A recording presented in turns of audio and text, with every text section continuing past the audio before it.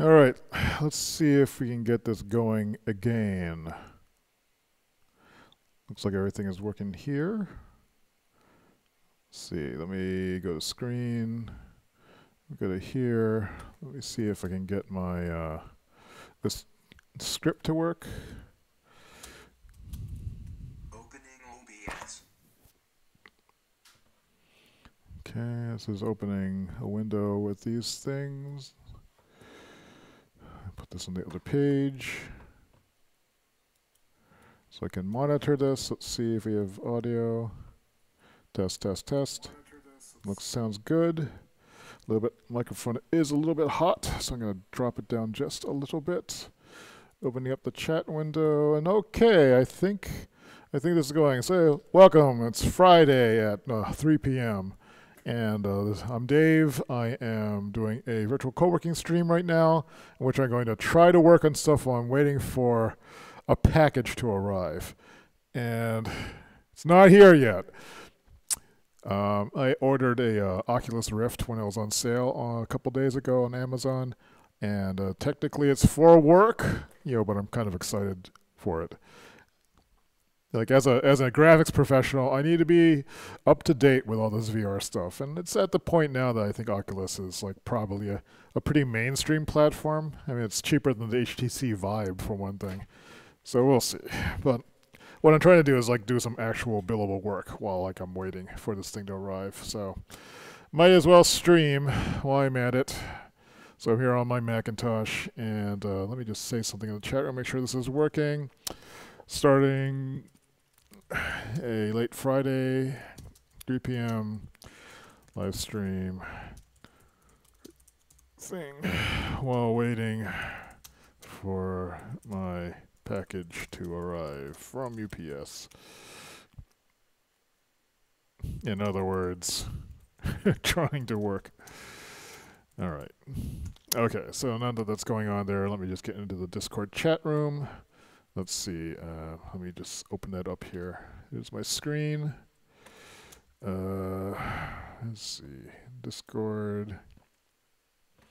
Close these windows.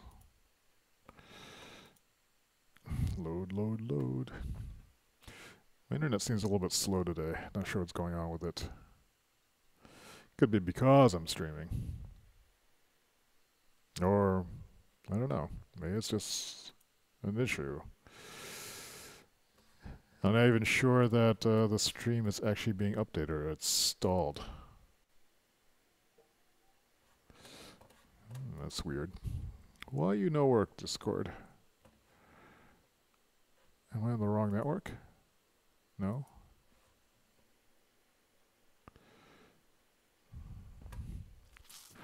Strange.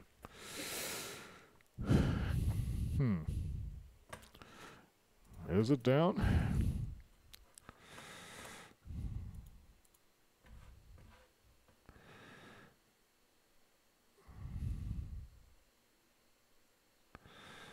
Doesn't look like it's down.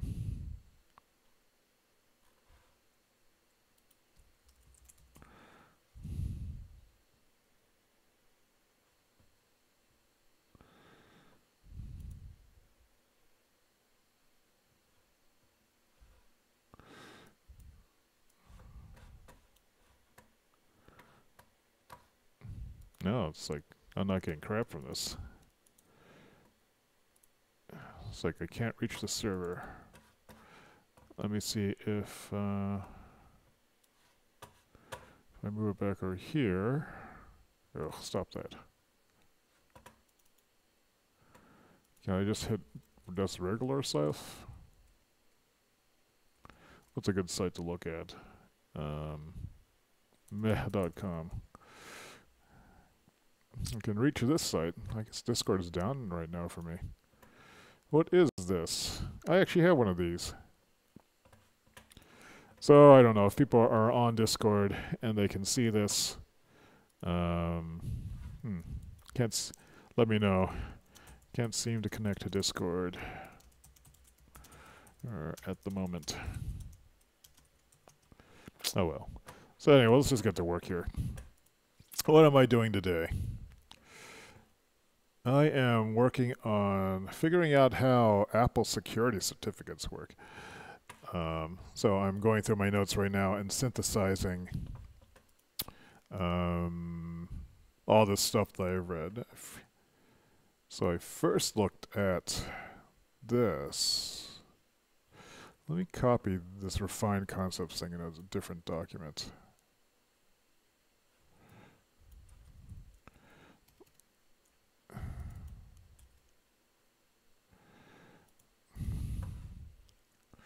And do I want to do it this way or do I want to split it? Okay, that's the same document. Let's close this one and move this one down here. No, this is okay, good. Because this is the preview for this one on the right. So down here, I'm trying to figure out like what the heck a developer ID is. Let me toggle the word wrap. All right, so basically what I want to do is I want to sign an Electron app. So Electron is this package. It's a development tool that allows you to make a website that essentially runs inside of an application on the desktop, on your computer desktop. So you don't have to have a web server or connect to the internet. It all runs on your desktop. It's an interesting way of making applications using web technologies like HTML, JavaScript in a browser. It bundles the browser engine inside of this little like seed of something that runs on your desktop. So that's pretty cool. I'm converting a project that runs on the web, a kind of learning app, web application structure or framework, I guess you could call it. It basically launches a web server, and any computer on the local area network can connect to it and do the learning stuff. However, it requires that you install a development environment and also which installs the web server. And this is actually too complicated for some of our end users. So by packaging up that entire thing, the web server and like the tools that run it, into an application you can run instead of downloading Xcode, downloading and node modules, installing all this stuff on your computer, you just double click this application that does all that sort of stuff for you. So and we're using Electron to package it up because Electron uses the same tools that the development environment that I was just talking about uses. So it's taking me about 4 to 6 weeks just figuring out how that works, because the documentation and examples are geared toward, so you want to do this one thing, but actually want to do one thing that's not covered by any of these things. And the approach that all the simplified approaches are is basically to give you, follow these steps and it'll work. But if you want any kind of understanding about how this works, you're on your own. It doesn't say that. So I tried like 3 or 4 different ways of using the simple startups, and none of those really worked because they really didn't. It was an example of a fragile system, I think. So there's 2 ways you can develop something. You can develop something that's built on firm foundations that are clearly understandable, and the purposes of each foundational step is clear, and it tells you, it goes out of its way to tell you, this is what I'm doing, these are my responsibilities that I'm taking care of. This is what you need to tell me so I can do my responsibilities. The other kind of development, and I know there's probably more than 2 ways of looking at this. The other kind of development is you make something that somehow hangs together, and it does the thing that you want it to do, but God help you if you want to change it or if you want to learn from it. It's like learning by rote versus learning by principle. So you can learn how to do a lot of things by rote. Like you can learn how to cook a decent chicken dinner. If you know, I turn the dial to this part, I wait this long, I mix this amount of ingredients with these, I cook it for this long until I see this happen, and then I take it out and it's done. You can cook a lot of things this way, but that doesn't help you if you want to be kind of the universal cook. You know, the universal cook that says, like, I've got these ingredients, I've got this chicken. I know that I want to have a chicken that tastes like this. Therefore, I need to have I need to have a heated surface if I'm going to cook by direct contact that at least hits 325 degrees if I want to get the Maillard reaction, which will add that delicious taste that I associate with a well-grilled piece of chicken. And then I want to add these seasonings and these salts, and I want to have this kind of effect, and I want to balance out with this other thing. So I want to balance salt and sweet. This is more principled based thinking, cooking. And I think the same thing applies to development. And so, because I tend to think in terms of principles, because I can't remember like basic stuff, like in isolation, like recipes, I need to tie them back to a principle. It's a way I actually can remember and do things. So, in the case of this Apple developer stuff, there's this 2-minute task I need to do, which is to take essentially get a developer ID of some kind and use it to sign the application. And originally I thought I could just ask for it from the development team I'm working with. But they raised a number of pertinent issues that, well, you should make sure that you know what security certificates you're using and how they're being tied to the chain, and that you're using the right one, and then, it's not poisoning our existing ones, or we're not exposing anything else to other other security issues. We don't even know what this tool is doing. Have you looked into it? And as irritating as that was, these are all very valid concerns. So instead of me just saying I want to do the recipe version of this, I want the 2-minute version so I can move on with my life, I've now committed to researching the principles of it. It's going to take longer, considerably longer, but I will be a more knowledgeable developer, and I can handle these issues. So that's the payoff. Of course, no one writes like this. Like the principle based development documentation is very rare. So for example, if I was looking at this one thing, I mean, the first thing that you look at, if you're, this is still not loading. That's so weird. Maybe I need to load now. Maybe it was a temporary disconnection thing. So if you go to Apple developer developer ID, maybe I'll pull up the. So developer ID support. This is what I think I need. And so this tells you, kind of what it's used for. That's useful. And then the first thing that tells you is I wanted to know what code signing was in depth. So I went to this first. It was the first non-boilerplate thing that I saw on this. And this is a piece of junk. This is terribly written. So this is not bad. This is boilerplate. Code signing is a facility by which developers can assign a digital identity to the program. So I'm not sure what they mean by digital identity. Is that a technical term? Apple provides the tools necessary to sign your program. See the code design manual page. Or code sign, I should say. Code signing is an integral part of the development process. Okay, yep, it's important. Certificates are provided. Okay, so there's something called a code signing certificate, or it's internally provisioned. I'm not sure what they mean by a certificate. Well, Xcode and handle most of this. We know about Xcode because I've read about this. You can maintain your signings yourself if your situation calls for it. In short, code signing is a technology that allows you to dictate how validating mechanisms will interpret code. I don't know what these validating mechanisms are, and what they mean by interpret my code. Well, classify it in some way? For what reason? I mean, this is an example of technical writing that I think is terrible. All of these things technically are correct, but they do not actually convey any information to someone who's trying to learn what these things are. So it's like a grammar checker. A grammar checker will tell you if your grammar is passing a certain set of rules. This is code signing is a technology that allows you to dictate how validating mechanisms will interpret your code. Technically correct. Does it tell me anything? No. It tells me a bunch of things I don't understand yet. As an introductory paragraph, this is stupid. I don't know who wrote this, but I'm sure if you understand this stuff and you read it, you see nothing wrong with it because it's technically correct. But in terms of communicating anything, it's just awful. And then the first thing is this. This is the first meaty paragraph. Trust is determined by policy.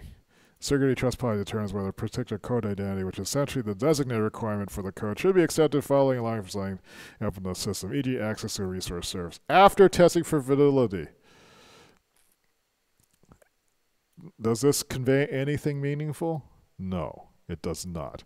It describes a bunch of arbitrary relations with ambiguously defined terms. And if you read down further, you can kind of get a sense of that what these terms are, just because you see them repeated over and over again.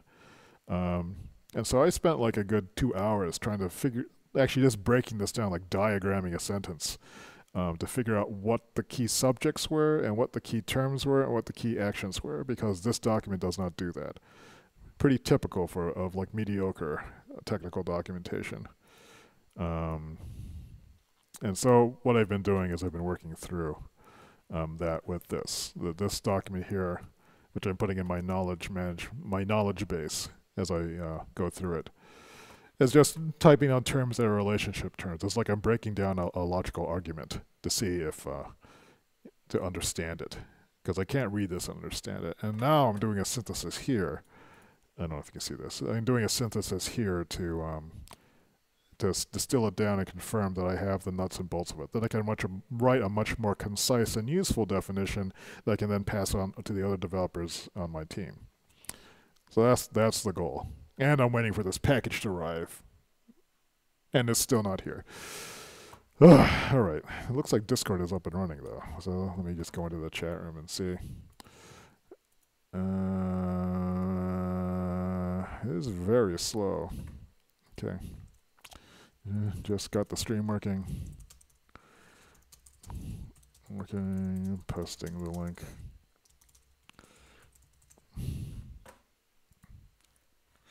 Let's see. David's, what is my channel?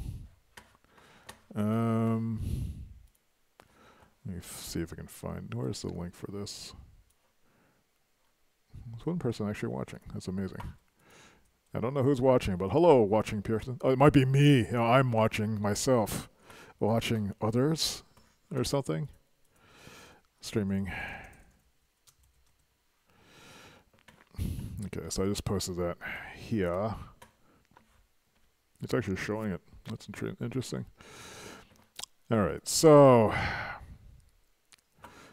we have a few new people in the chat room. So shout out to X Vasco, who has a Twitch channel where he is also doing something similar to what I'm doing. Starting in live brainstorming. Let's take a look at his channel and see what it's about. So far, I haven't started the billing clock. I'm just kind of easing into the work right now. Why is my stream health so low? So what to see? 23, lives in Texas. BBA in marketing. What's that? Bachelor's of Business Administration? Entrepreneurial. Excellent.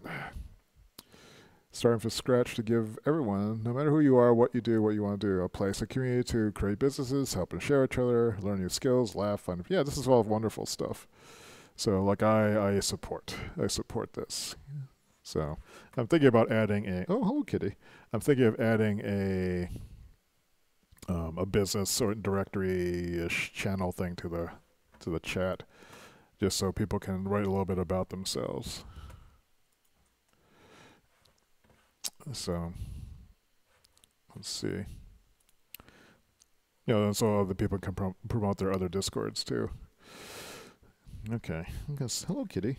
Oh, I have a kitty here. Let's look at the kitty. So this is my cat with a K, and he just had his he's a long-haired domestic.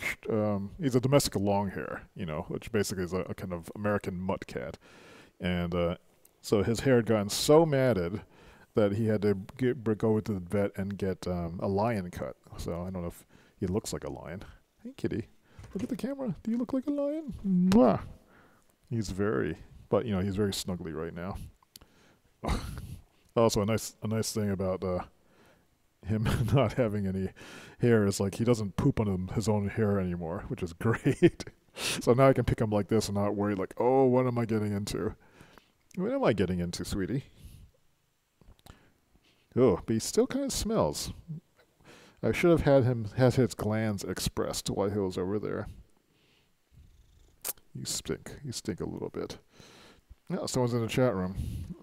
I can't read it here. Let me expand. Ah, Feds, what have they done to that poor cat? Oh, yeah. Yeah. Hey, Feds, how's it going? Yeah, he's a good kitty, but his glands have not been expressed, so he's kind of stinky. You are stinky. Yes, you are. He is very purry, too. Are you very purry? I don't know if people can hear him purring. Okay. He needs something to sit on, though, because he can't just sit on me. Or can he? Look. Yeah, people think I'm a terrible person. Yeah, he's popping by to express moral support to the stream. Well, thank you very much. Is there something that we can do for you? Do you need some encouragement for something, Feds? I don't know. Is this even showing? Let me make sure that, yeah.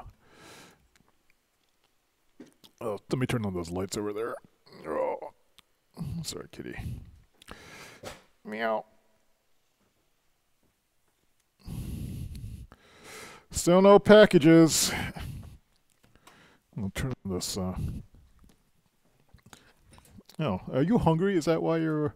Oh, I forgot to get cat food. Dang it. Is there any cat food left? Yes. He can survive until tomorrow when I go get cat food, or I can go later today when this package is here. So now I can look out the window over there. Let's see.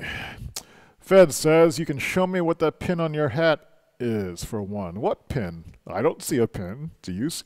Oh, this. Oh, I see the pin now. All right. So let me see if this will work. Can you see that? This pin here is just a pin I got at Newbury Comics. It just says I woke up this way. Because like that's kind of how I feel. This other one is this pin is a character from Land of the Lustrous, which is a manga, an anime about a bunch of crystalline beings who fight off attackers from the moon. This is Foss, the main character. They're all named after a particular kind of mineral. It's an adorable, like, beguiling anime that I like a lot. And I guess I could find some note on it. Let me see if I can... Land of the Lustrous. I keep having to remember it's not Land of the Luscious. Yeah, this is it. I wonder if this can play. Let's see, do I have...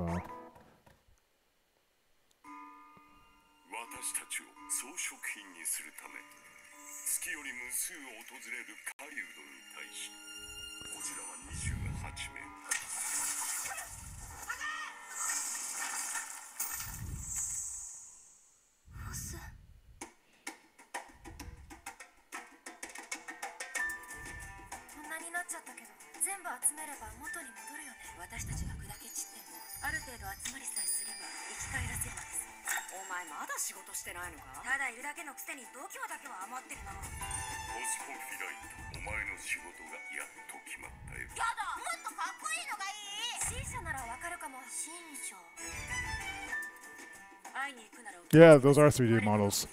This is one of the nicer 3D modeled anime. The character design is in motion is beautiful in this.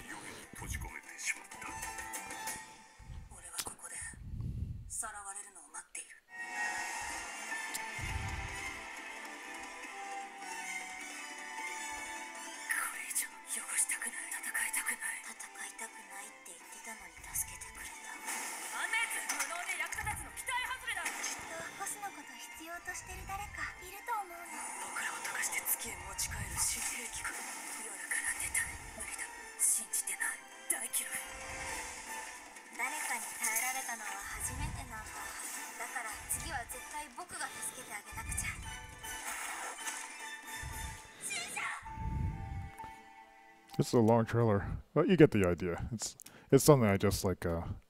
It's an anime that I like, and then I kind of like the goofiness of the main character. So that's why I went on Etsy and I looked for people who are making merch. So I got this pin, and there's a few other ones yet I put on. I've decided this is my streaming hat. Anyway, yeah, we're watching anime. Hi, Chris. How's it going? I'm waiting for a package and also trying to work on boring. Well, I guess it's not boring. Link had to do code signing for Apple applications, and the feds came in here, and now we're doing stuff. All right, so Feds has to talk to his account. Good job talking to your account. I actually need to find a new account because I'm not entirely pleased with the one I have right now. But yeah. Anyway, so Chris, are you saying? Yeah, you're the same Chris that we just came into the chat room, right? So I wanted to ask you about some of the business ideas that you had at some point. But let's go back to when I'm boring stuff that I'm doing, which was reading this tech note. Here's an example. I'll just read this. In general, most subsystems do not care that your identity certificate chain leads to a trusted anchor. However, some do. And additionally, some subsystems track identities and some don't. Subsystem tracking alludes to how the subsystem verifies an identity after, emphasis on after, the initial policy decision has been acted upon. For a concrete example, below is a list of commonly used subsystems that verify code signatures. Now, they have not defined any of this crap. This is like, fortunately, there are better pages, for this, but, this is the introduction that they point to on the main Apple documentation page. Who does that? I mean, like, who would do that?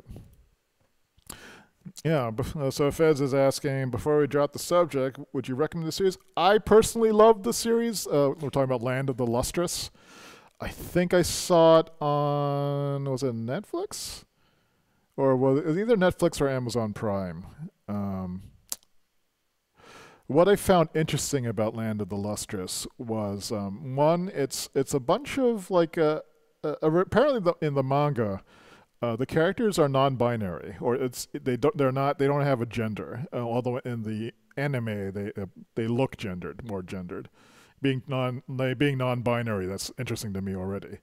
But it's also some visceral things I found interesting about is because the beings are made of crystals. When you see all this violence, like when they get attacked and they see things break, there's no blood or gore, but it's still so visceral.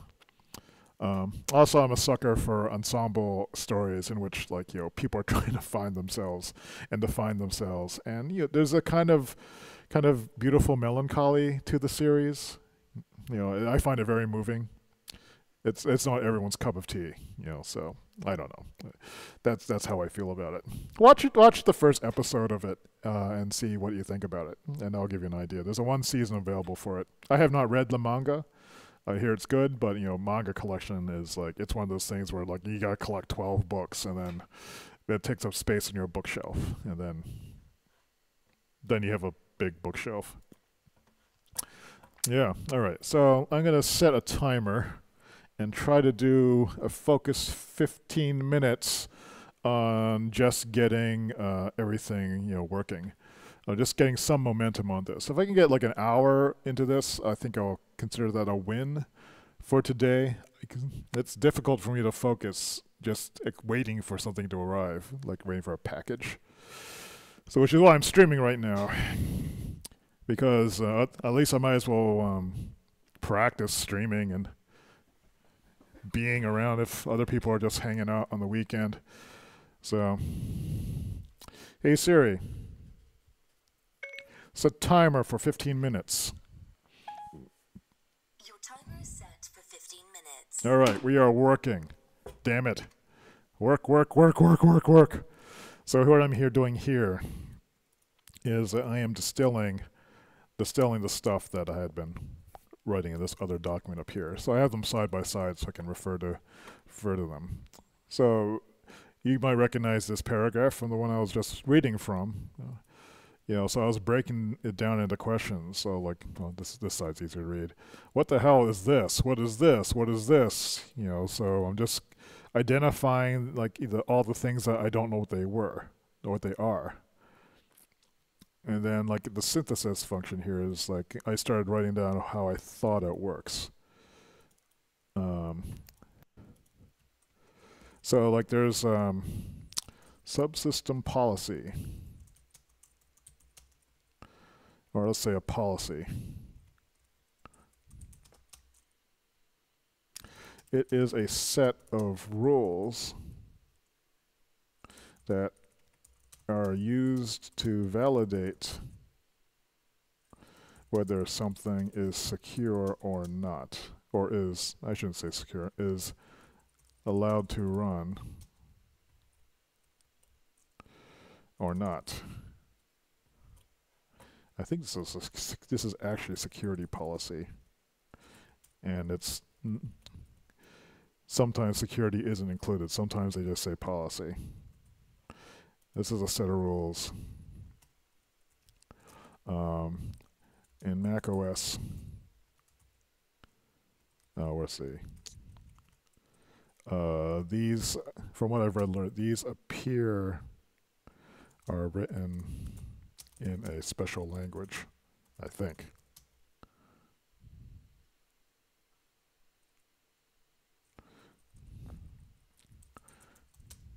I'll confirm that later. What else is there? This is going to be a super boring stream. Eric is asking. Yeah, I actually stopped using Quiver because I'm using Visual Studio Code right now to try to manage all my work. So this is my knowledge management arrangement. So the idea is to keep all the stuff that I'm working on. So like I have blog articles, things I'm working on, my Groundhog Day resolution challenges, all my essential continuity and content creation is being stored in this folder structure that I'm backing up in GitHub. And the idea is to eventually write a static site generator, or use a static site generator. I'm looking at Hugo right now. That'll take all this stuff and compile it, and then I can put it up on the internet. So which would replace my website. So essentially what I have on my website right now is I have this investigations area. Let's see, come on, pop open. Pop, yeah. And so I'm keeping kind of a lab notebook of stuff. The lab notebook is a little bit cumbersome, and it's much easier for me to just open up the knowledge management tools. I have an Alfred macro. So if I do go KM, Getting KMSSG. it will open up like this Visual Studio Code thing for me and all the necessary stuff. I think it also opened up the Finder window that has all the files in it and so forth. Also, recently when I upgraded Quiver, after installing the OS from scratch, I lost all the notebook links and I've had to reconstruct them. I would like to actually put Quiver back into the workflow, since Quiver saves everything. And for people who were wondering what the hell Quiver is, I'll pull it up over here. Oops. And so this is what Quiver looks like. Essentially, it's a digital notebook system. It's designed for developers, essentially. So one nice thing it has about it is you can have various types of cells for code and so forth. You can have individual blocks. You can write in pure Markdown. It's I think GitHub flavored, so that's nice. You can link it. You can export everything. And what I liked particularly about it is it has this multi-pane interface, which I liked a lot. So, oops, I just did something bad. Oh crap, that was I did something terrible. You can also share the notebooks in Dropbox and so forth. It's like my attention gets scattered across different places. On my website, that would be I think a useful compression of all of. I think it's simplifying my knowledge creation workflow in a way that feels natural. And it's also, since I'm backing it up on GitHub, I can see the differences between things. It says it's a static site generator. It's also an improvement in just the amount of security issues on the website. It's not running PHP. It's just static HTML that shrinks the footprint through which scripts can attack things. Like WordPress is always this issue. I had to pay all this money for stuff. Oh, Feds is saying in the chat, whoa, I got lost. What are we looking at? Digital node programming. That was Quiver app.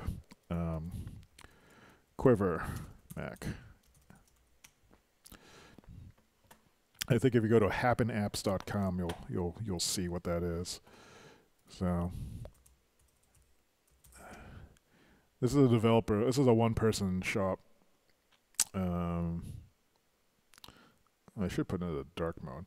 It's a notebook built for programmers. You can mix text, code, markdown, LaTeX with OneNote.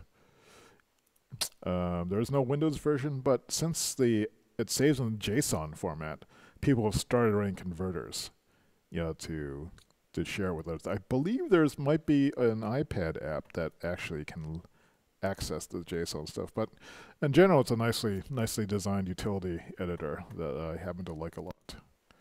Yeah, no Android support. Oh, Mac only. Yeah.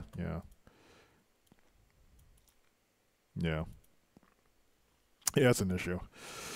Yeah, it's too bad with the other support because one reason I'm not really standardizing on it yet is because it's not cross-platform. I have my PC over there when I do workstation stuff.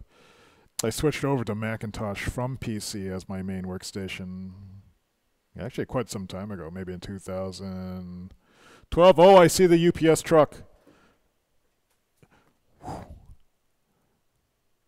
Let's see. 1 second. I see the UPS truck over there. I am going to go.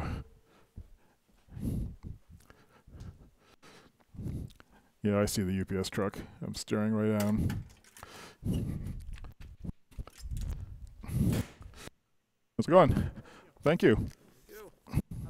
You too.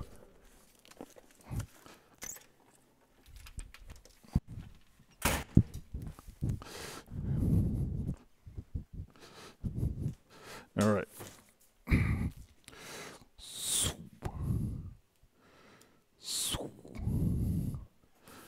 All right. Now we are taking a break. Eric is asking, do you use iPad Pro with the pencil for note taking? I don't have an iPad Pro or a pencil. I've never actually used it for note taking. How do you like it? Let's get some perspective on this, though. Let's take a break here and open packages. Why don't we? All right. Which is the top? Actually, I had a little table. Actually, I do have a little table. Let's see. I have a bunch of Christmas presents here that need to be packaged. No!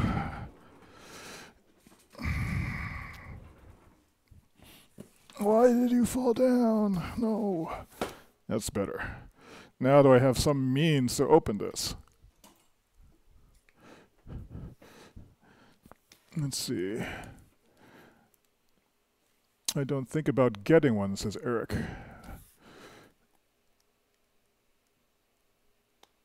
He's thinking about getting one. Yeah, I'm really curious about it. So we've dropped some frames too. 836 frames. I will.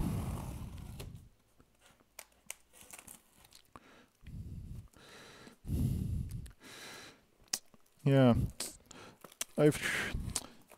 I kind of want to get an iPad Pro because it might be interesting for I don't know. I like the idea of the digital note taking appeals to me, but I don't know if I would use it. And so it's one of many things that I've decided to put on the back burner. Fed says, using your teeth is a traditional method, but if you want to go scissors, I guess that's okay too. Well, yeah. I have bad teeth, and I'm old, and I want them to last as long as possible, so That's all right. How do I get this thing out?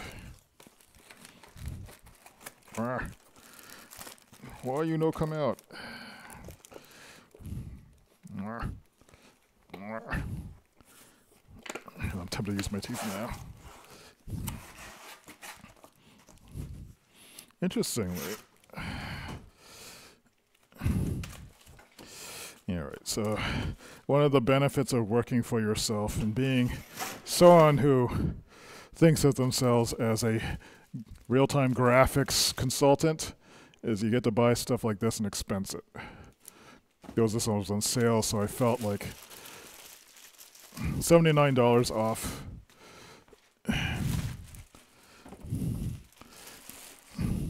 So I suppose at some point I will be playing with this.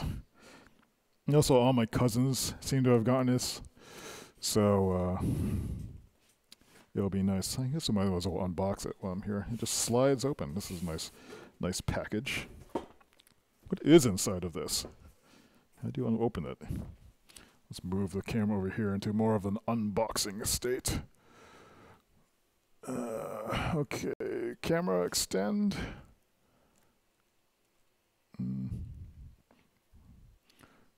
Where's the dingus that extends?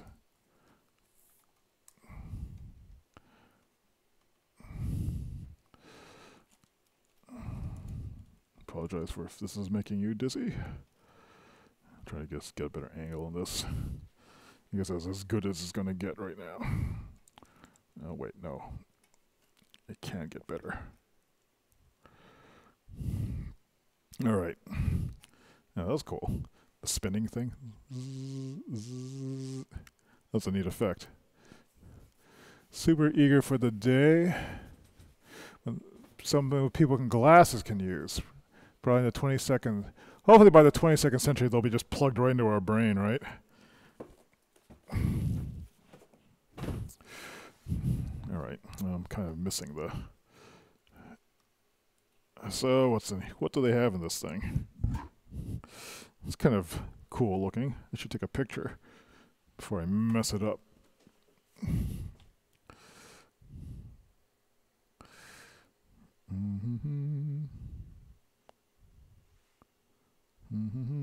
It's like I'm putting a shadow on it.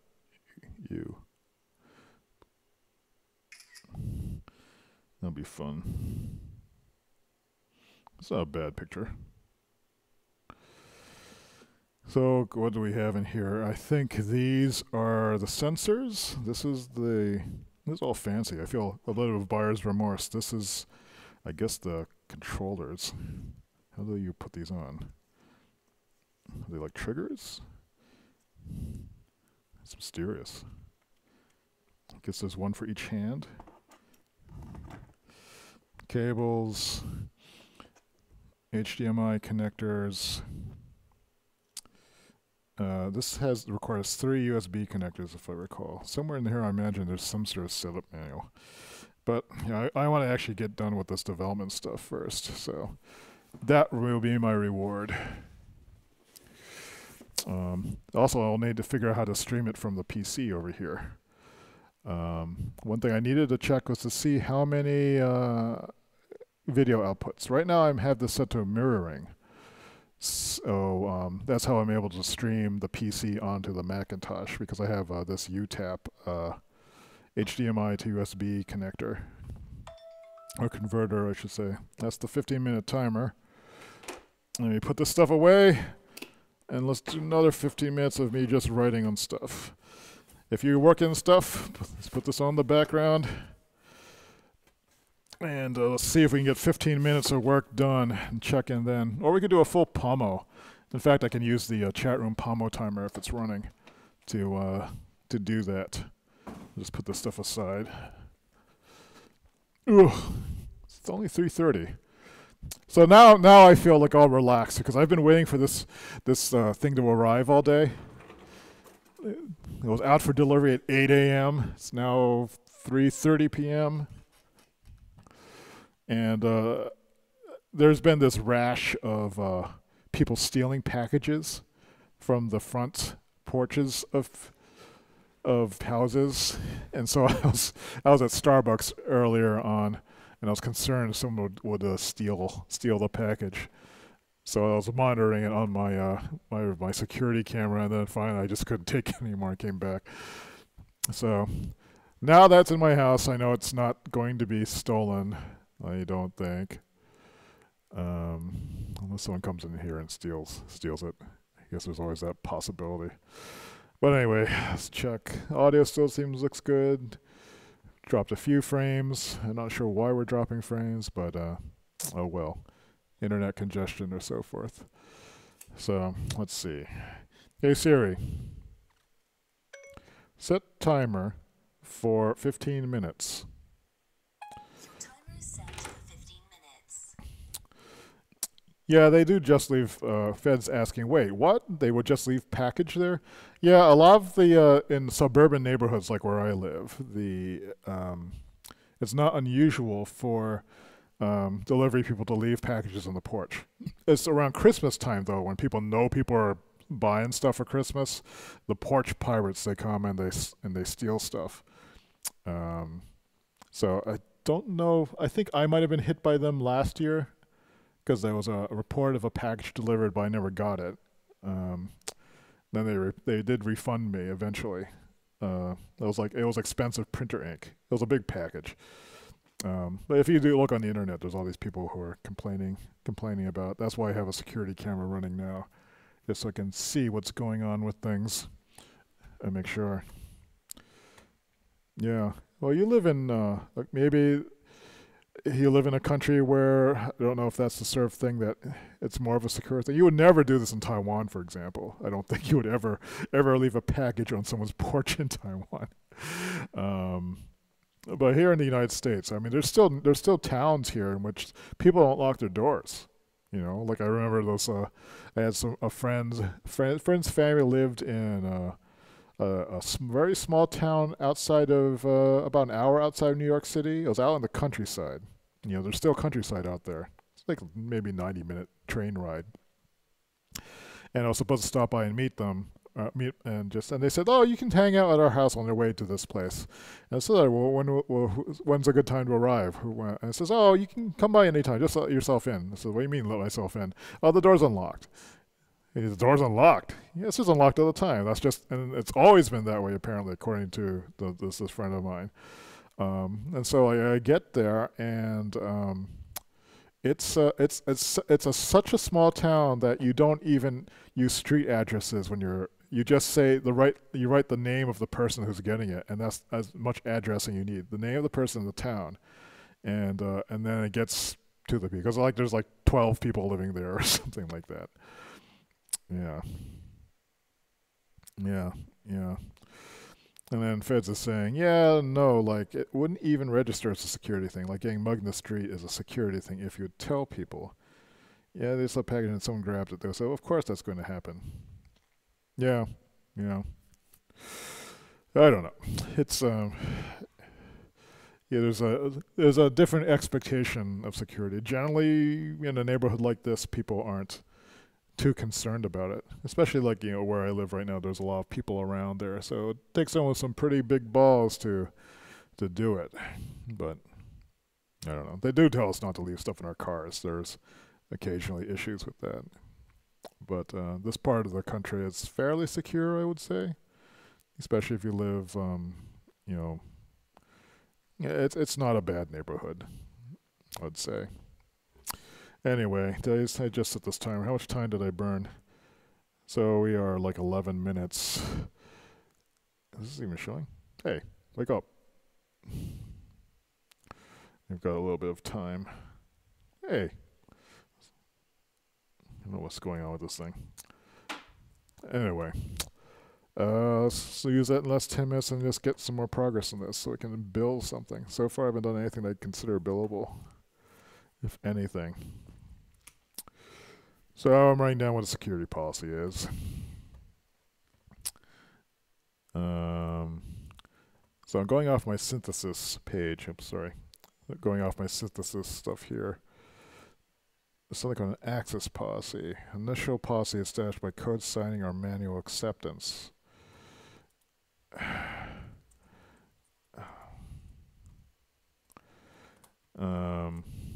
kinds of security policies.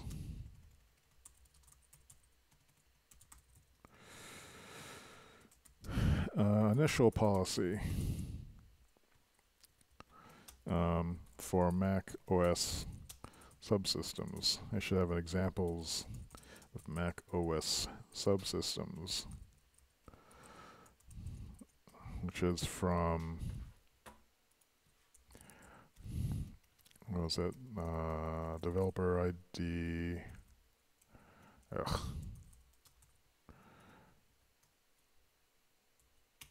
What's this page?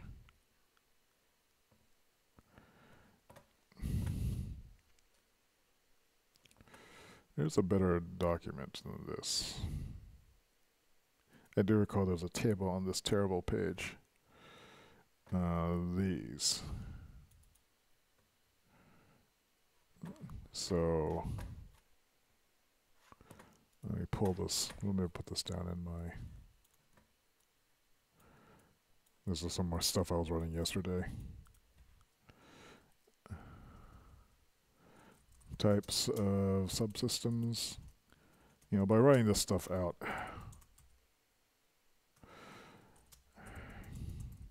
I have a better sense of seeing the patterns.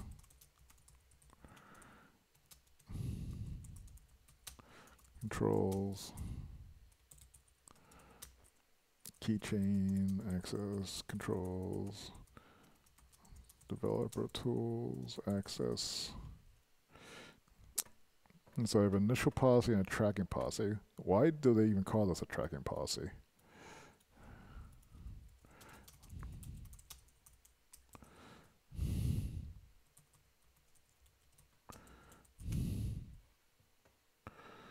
Now there's a, this was actually, I think, a more useful note, even though it's not kept up to date. Now it's just showing the same. This is actually the same table, I think. I think this one was, why is it called a tracking policy?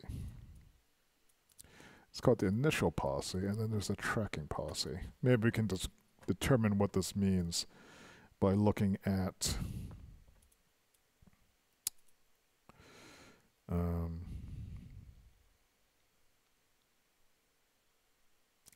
see if we can find the pattern. And the initial policy, what would this mean?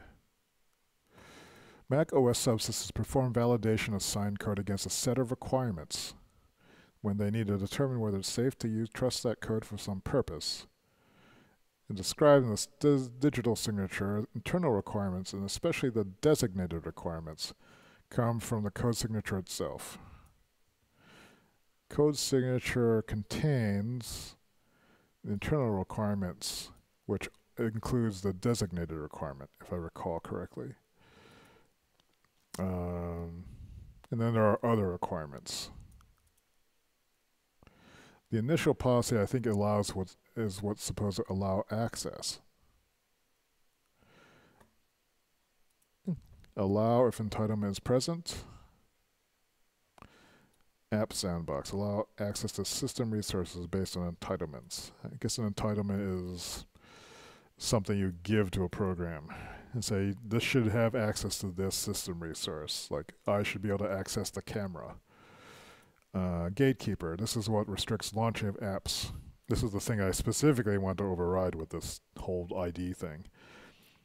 A configurable trusted anchor tech. What do they mean by configurable? A trusted anchor check. What is a trusted anchor? It's the developer ID or the Mac App Store. If I recall, developer IDs are only used for apps outside of the App Store. So I suppose this is really a set of rules. But configurable, they might mean that it could be either this or this. But it's unclear. Tracking policy, none.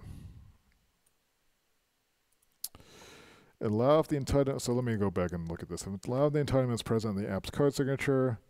the tracking policy, is that a policy that continues to ensure that everything is good? So the initial one only runs once? Or one time is like an initialization, and the tracking one is the one that is confirming it on a moment by moment basis? At no point do they tell me this. Why give it a label then? Let's see. So here there's none. Each request is validated independently. What request for what? In this case, request probably refers to launching, but launching is only a one-time thing. So they don't specify here that this only runs once. And I know that only because I read some other tech note. So this is kind of useless for determining like any kind of trusted pattern in what the system works, which makes me think that the system engineers or the system engineer documenters maybe don't understand it either. Or they're just trying to write documentation and are not good at it. Or they're not good at explaining systems. Application firewall restricts inbound network access by applications. Allow if a trusted anchor check succeeds, otherwise prompt the user. What's the trusted anchor? It's listed here too. The initial policy decision verified against the application's DR. So we know a policy is a set of arbitrary rules that are expressed in a policy description language.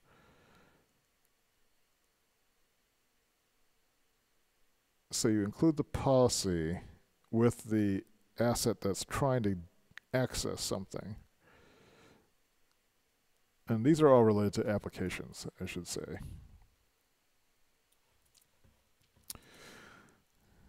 Here's the same thing. Parental controls. It restricts what applications a managed user can run.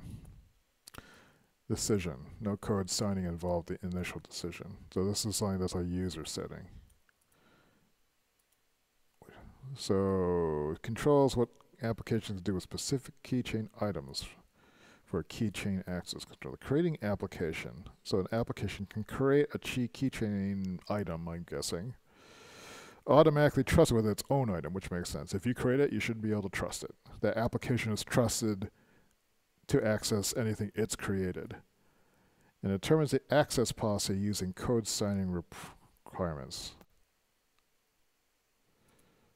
So they're saying the creating application determines the access policy using code signing requirements of other things that want to access it.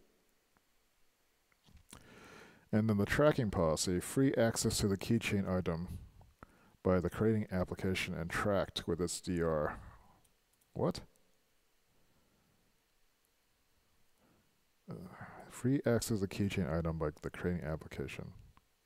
Okay, I think that's what we're saying. That's the tracking policy. But what that doesn't even make sense. Free access to the keychain by the created. Oh, okay. They're repeating what's here. The ongoing policy, every time that one of these things are accessed, I think that's what the tracking policy is. It's tracked by its DR. It's designated, whatchamacallit? It's, what does they call it again? Designated requirement, which is a dumb name. The designated requirement is, I'd written that down what that was. They write down here. I just lost where I was. I was up here. The designated requirement, I think, it's an origin for applications. Like it has like this domain associated with it and this name. And the DR is checked by Apple when you create the developer ID, or when you create the when you digitally sign the application with your security certificate and what's that called? The policy thing. Here's the definition of a designated requirement. This rule tells an evaluating system how to identify. Why do they call it the designated requirement instead of just saying it's the identity requirement or something like that? Why is it called designated? Designated by who? That's the question that comes to mind. We still working here? Audio check. Looks good. And so the nice thing about the designation is that you can publish a new version of the app as treated as the same app. So this is actually a useful example. The other terrible tech note never says anything like this. So this is a more polished version. And there's 10 minutes have passed. I'm gonna repeat the timer.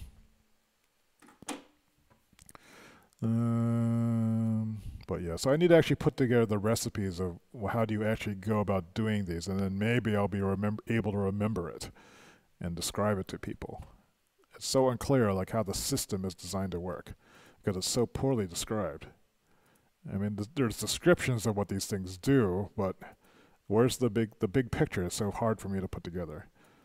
Do like actual developers, are they able just to hold this stuff all in their head and just kind of automatically know what to do? This is the baffling part of it to me. Let's see. I'd like to know the reasoning behind why things are named. It's probably because like I'm really more of a writer than anything else. And I understand technology through narrative. I don't trust it as like a set of links I need to remember. I have no ability to remember that stuff. It has to be a story. The story has to make sense.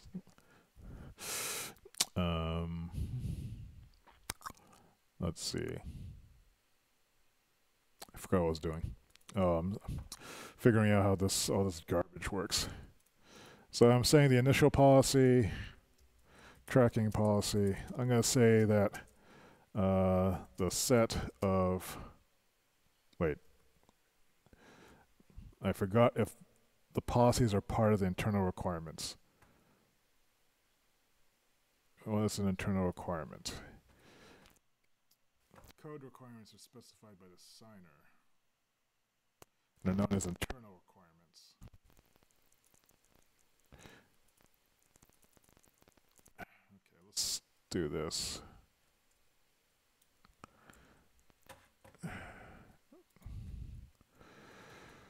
Getting a massive headache. So 1, code requirements are the rules that macOS is used to evaluate a code signature.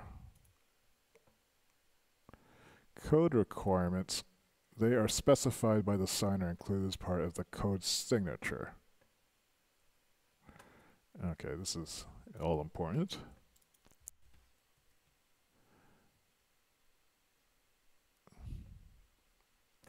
Code requirements are specified by the signer.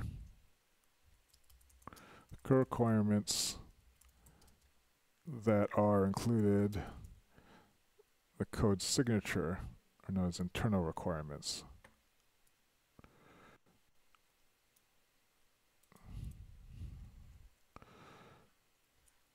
What is a code signature?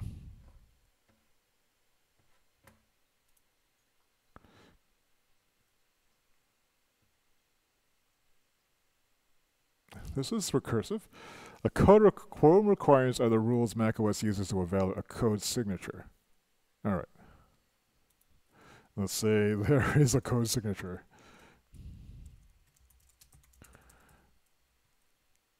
Code requirements are the rules. Where do they come from? They are part of the code signature. So how does the code signature... All right. It is a container that has code requirements in it, as well as, I think, the developer ID. signature signing.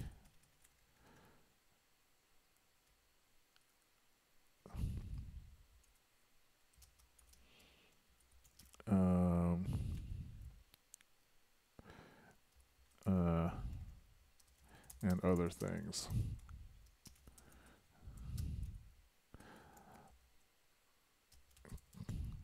There is a code signature. It's a container that has code requirements in it.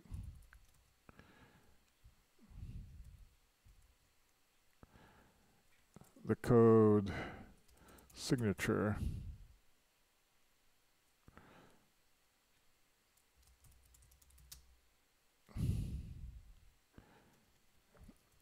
let's see. Code requirements are rules to evaluate a code signature.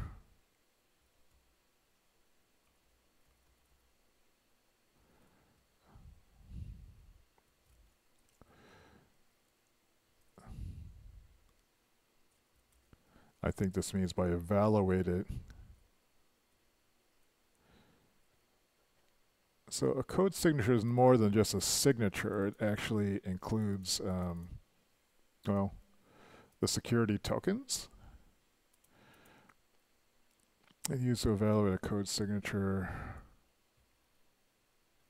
They are not part of it. They are not only part of it, but they are inspectable. Properties of the code signature. Code requirements are specified by the signer. Code requirements are included as part of the code signature. Wait.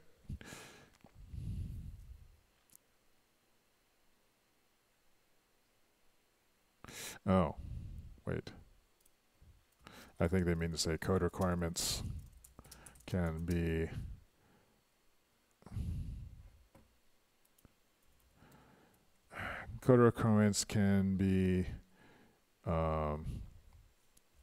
part of the signature or imposed externally.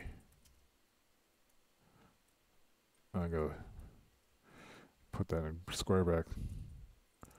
Another subsystem.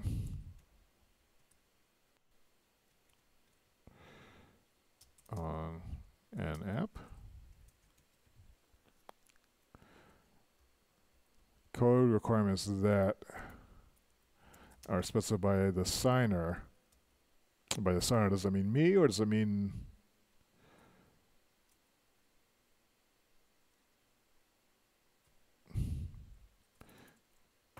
they're specified by the signer that and are included in the code signature are known as internal requirements. Okay. All right, so I think I see the relationship between that. All right. And what's the designated requirement? The most important internal requirement is the designated requirement, known as the designated requirement, which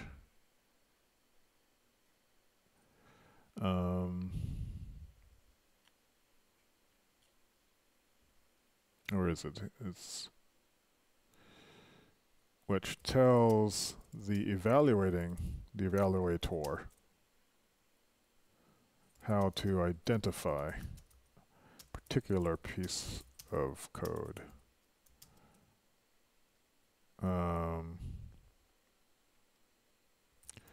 Any two pieces of code that successfully verify against a DR are considered to be the same code. So I guess the thing, a code requirement,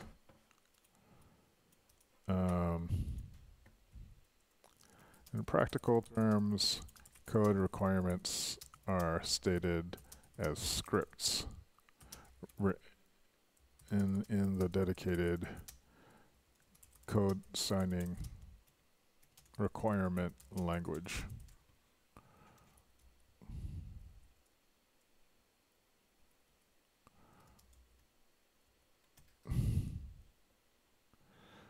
And so what does this imply?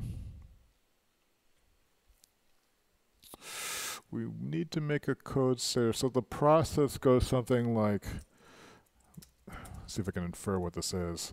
I have an app that needs to be signed. So gatekeeper won't complain. What is signing an app? To sign an app, what do I need? I need to create its code signature, I think. A code signature is comprised of what? Actually, did I just say what it is? It has no, let's see. Let's put this up here. Contents of a code signature.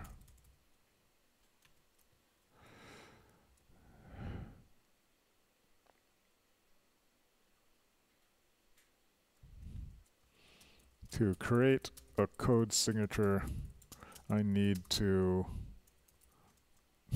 what? What's in a code signature? We know that it can have the code requirements, which I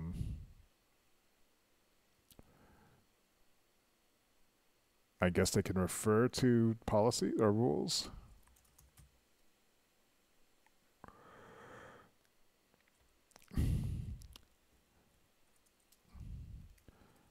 Specified by app signer me.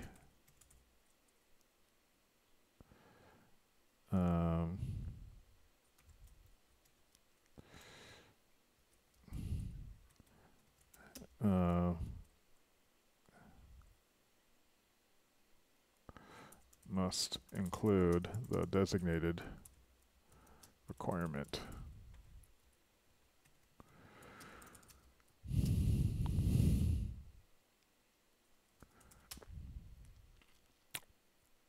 What else is in this?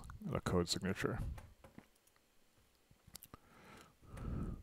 All sorts of code to be signed. The code signature consists. Oops. The O's of these three parts.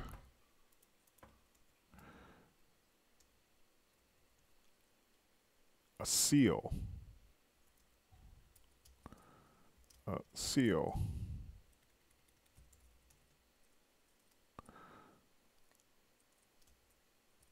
The checksums for all secured parts of the code used by the verifier.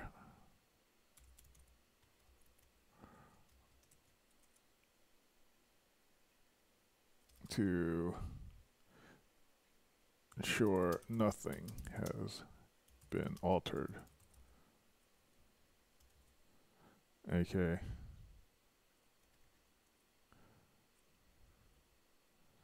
The seal is intact. Although it's not quite a seal. I guess it is a seal.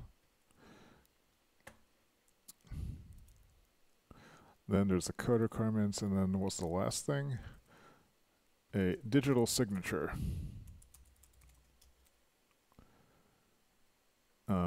It's encrypting the seal.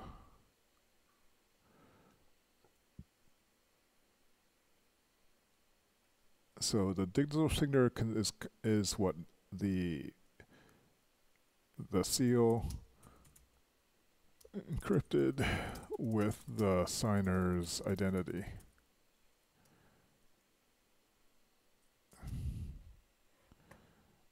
Is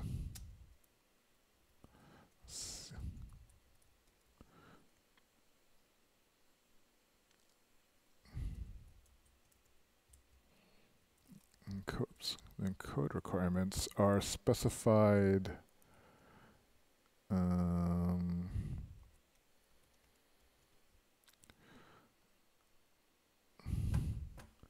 governing the verification of the code signature.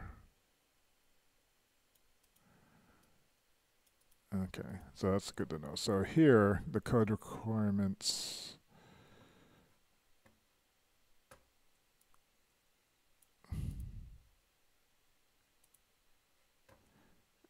can be part of the signature.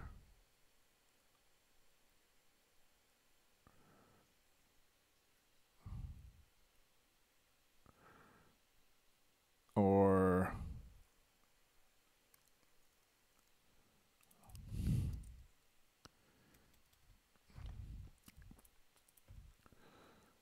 be part of the the code signature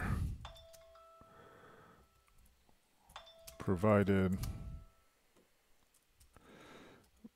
by the signer, me, or are inherent to the verifier posed externally. So like a double check.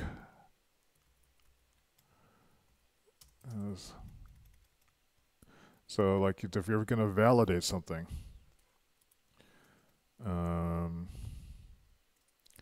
the goal, make sure a piece of code is not tampered with. And also,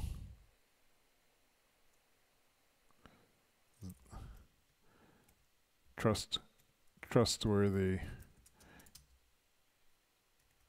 Also validated as trustworthy based on security checks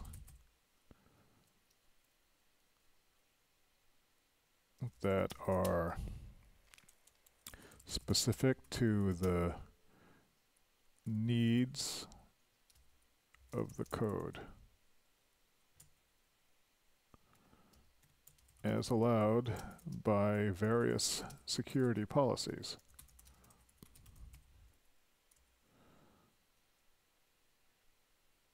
And so that's the top level thing, is the code signature.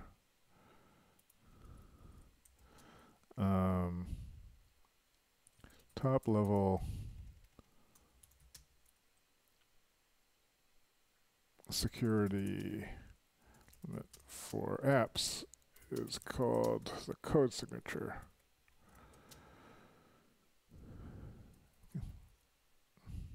I have this.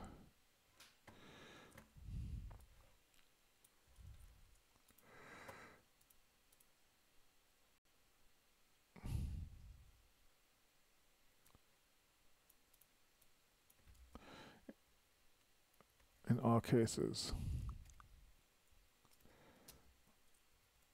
this is for an app, I think.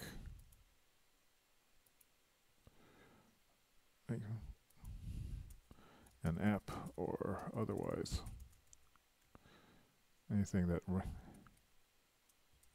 script, app, etc. It's called the code signature. In all cases, the code consists of 3 parts: a seal, a digital signature, and code requirements that uniquely identifies the code as an app or whatnot.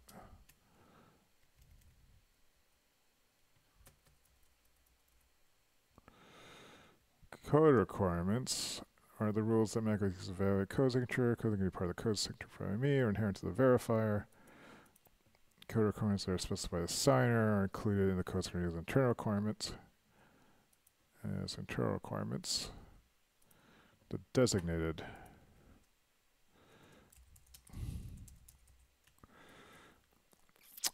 so what generates the seal?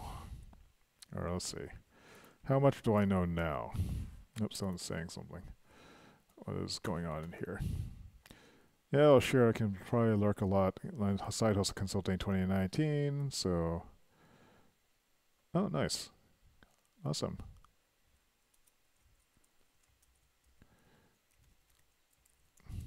Awesome.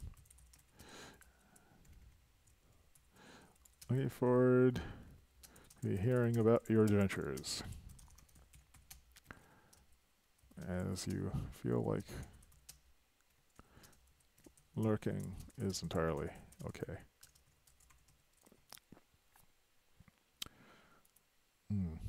Yeah.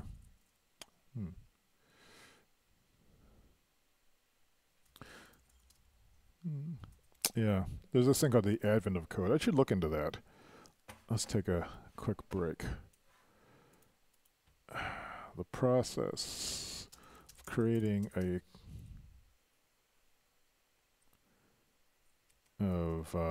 I guess, signing an app. That's what I'm trying to do, right? Kira need to what? Let's take a look at this again. The seal.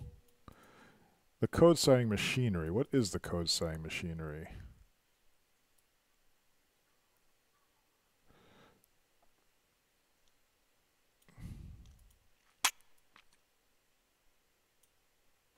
The digital signature uses public key cryptography. What was the digital signature again? It's the seal.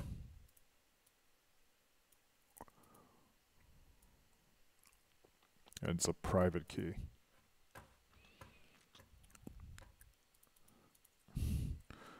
Private key.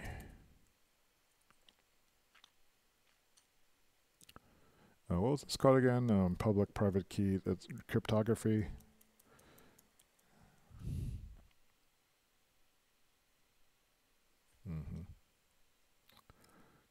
So I guess that could be any private key.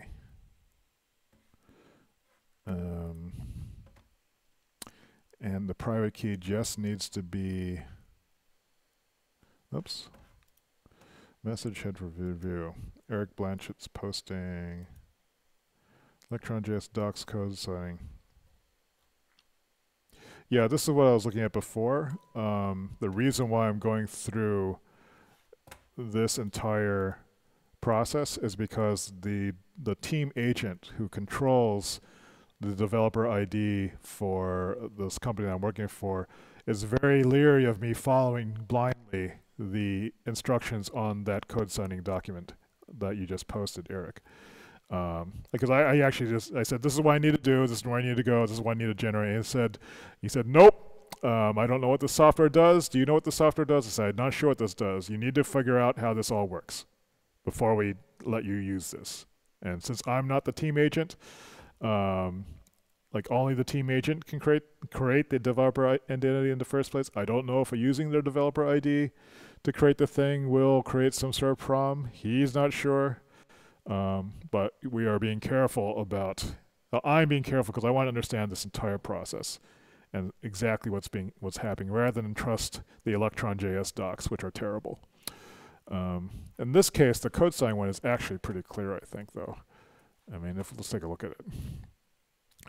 But like a lot of these Electron docs, they just want you to follow the recipe and trust them. And that has wasted so much of my time because there's all these little idiosyncrasies.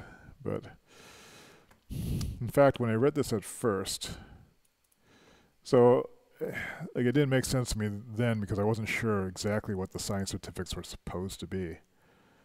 So Electron OS X sign, no idea what it really does until I look at the source code. For what the team agent was concerned about was concerned that this would insecurely somehow bundle things into our repo like our private keys. So I had to make sure that doesn't happen.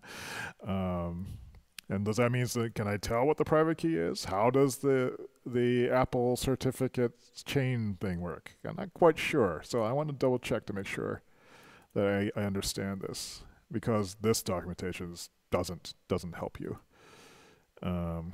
It is pretty explicit about what you're supposed to do. I mean, I believe there was a place that told you that if you're on macOS, do this.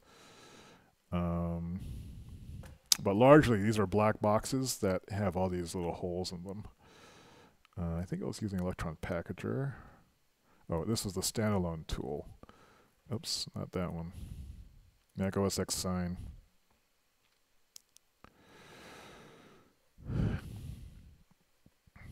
One thing he wanted me to do was make sure that the instructions here are up to date, which is, like, look at this. Some of these things were last updated. Well, the latest commit was 4 days ago. But a lot of these projects are not updated. I wasted 2 weeks, like, getting Electron installed, only to realize at some point that the current version of that Electron that people are actually using was the beta one that isn't the default pull out of the repo. And so all the stuff that I was doing, and the reason why it wasn't working is because the documentation didn't match the version that I was actually accessing. Pretty common in JavaScript stuff. I'm getting the sense of. So anyway, so since example, assign as the entry com Apple developer team identifier to a temporary copy of the specified entitlements file. I don't know what any of those things are. The entitlements file, I believe, is the thing that says what additional capabilities you want your app to have. I don't know what ones these are specifying either. What are the default? I know I haven't set it up. There's a default one, but who knows what's in there. To run the app code signed for the distribution locally after code sign, you may manually add the Electron team ID to my info plist and the Apple security application groups in the entitlement. What the hell does this mean? I don't know what this means. So this is one of the things I need to figure out. What is the Electron team ID? Is Electron team ID Electron? Is Electron the Electron organization itself providing some kind of reference to something? Is Apple developer team identifier, is this something I'm supposed to replace with my own team identifier or the Electron team ID? Or is this actually the way it's supposed to be? I don't even know what property it's adding it to it. So, and then there's this little note. Note that certain features are only allowed across apps whose team identifier match. Let's look at this technical note. List of entitlements.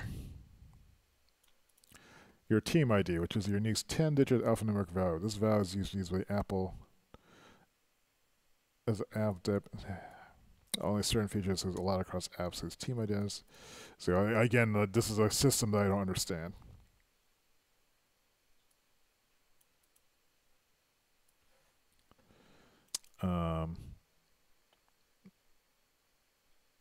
I don't know how any of this stuff relates and where I get it from yet. So I had to build my understanding from scratch.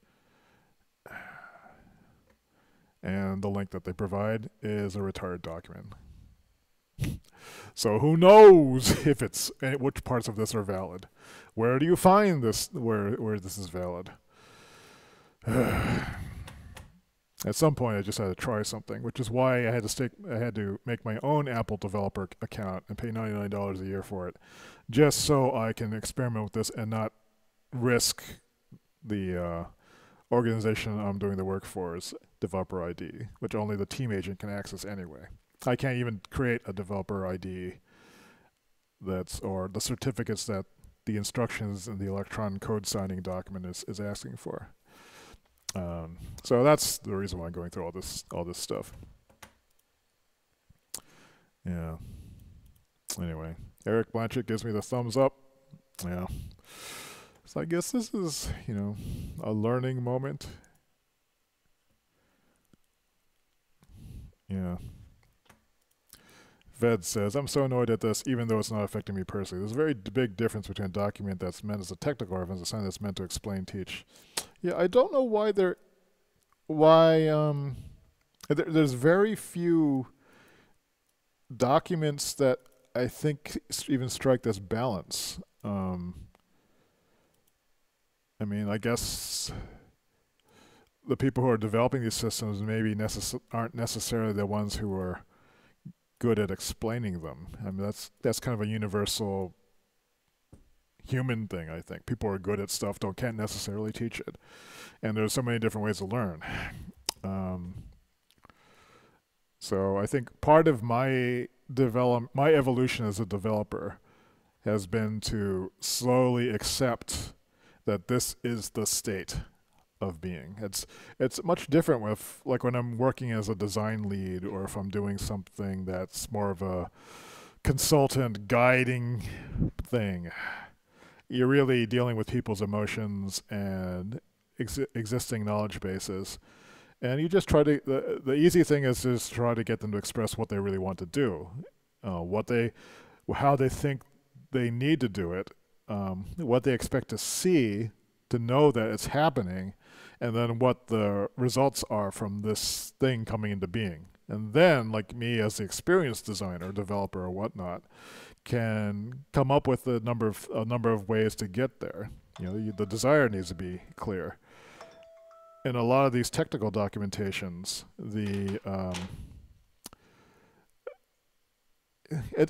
this is like, you know, what was it, the blind person, the three blind people describing an elephant, that story. I mean, I'm not even sure if I could even describe an elephant. And it's usually someone has written some kind of great kind of overarching model of like how things link together, but it's usually such a small thing, and it's usually buried someplace. It's either like surrounded by lots of useless boilerplate that says like, we are pleased to tell you about the wonderful qualities of this, which will make your life better. And then there's a paragraph that says, this relates to this, that relates to this. Here are the properties that this, here are the ways that this varies. Here's the distinctions that one makes between these things. Here are the three main paths of doing that. But the rest of it, it's buried by all this BS boilerplate. Anyway, I'm just complaining now. Yeah. You know, Fed says, gets the feeling that they just don't hire good technical writers. The people's job is to communicate technical information clearly and effectively. I wonder how rare those kind of technical writers are. I mean, you want someone who actually understands system engineering and someone who actually can write documentation and actually isn't burned out by it. I have never met anyone other than myself that's like that. I mean, I know they're out there. I suspect you're a person like this too. And then there's certain bloggers, like what's that? You know, we're not all perfect at it, but there are certain people who desire to explain things. In the web world, there was what's his name? The guy who did the CSS Zen Garden. I can't believe I'm not remembering because his name is like mine. So it's Dave Shea, Dave Shea, who wrote the CSS Zen Garden stuff. Mezzo Blue. Jeffrey Zeldman too. You know, the guys who were working on standards.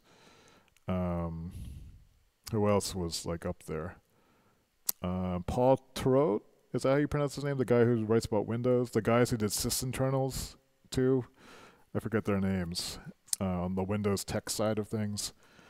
Joel Spolsky. Who else is cool?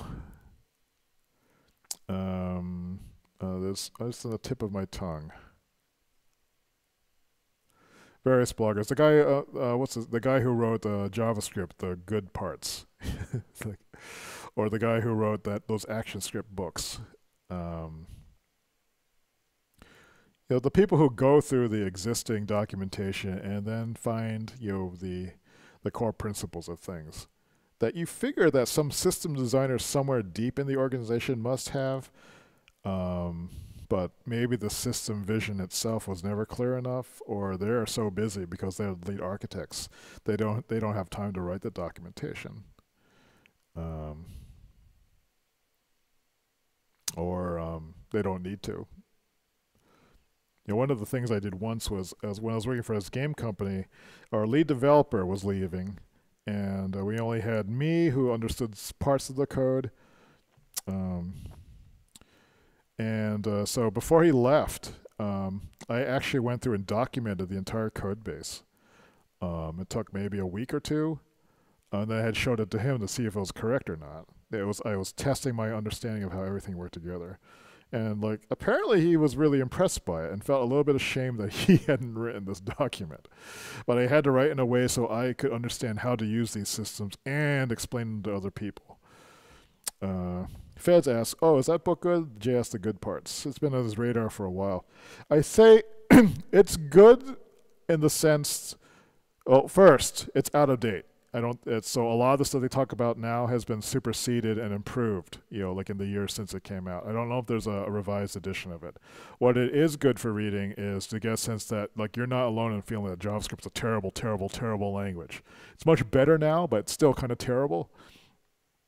The two things that you'll get out of JavaScript, the good parts, are, in my opinion, as an opinionated, curmudgeonly, not so experienced JavaScript developer, is that actually some of those things have gone away too. At the time, the two main things were you need to understand were closures, and the other thing to understand was scoping. Because everything else is broken. With closures, actually you still do need to understand closures. I would add that asynchronous JavaScript is a big thing now too. The thing with scoping is less of an issue. The reason that at the time I got into JavaScript, I was wondering why everything was wrapped in all these parentheses inside of anonymous functions that were executed immediately. That's because scoping was broken in JavaScript. To some extent, that's been fixed now because the var statement has been replaced by let and const, and those scope properly as you would expect, like in a C-style language, whereas before it didn't. And so you would see a lot of closures instead of closures instead of closures, which were basically functions inside of functions inside of functions.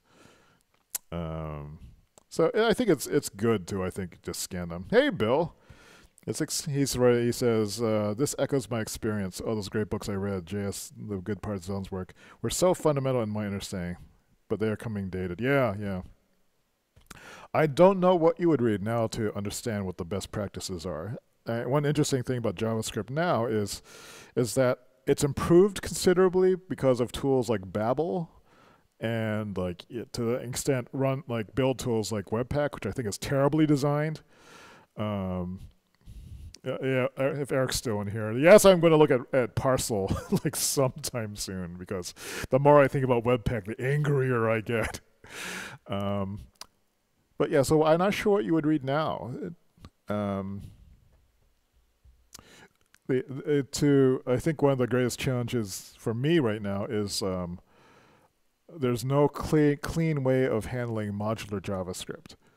At the time that I started with JavaScript in 2014, which is fairly late, modular JavaScript wasn't even really a thing yet. It was provided somewhat through require.js, which was still popular at the time, but still worked largely by loading files. Now with these bundlers, to try to limit the number of fetches over HTTP for performance reasons. It was fairly clear, what code was running what module, and require.js behind the scenes wrapped everything in functions, function objects, so the scoping worked. You still needed to be aware within your module files, what was in scope, and that actually requires a somewhat deeper understanding about how computer languages work. What is scope in the first place? What is accessible? What's in scope? What's stack frame? I don't think anyone teaches stack frames anymore. What's in scope and what's inaccessible, especially when it comes to asynchronous operations. When a user event fires on some button, what context is that running in? And knowing what that is. And I think one of the things I have issues with is a lot of the JavaScript style stuff. I'm also an old dog when it comes to programming.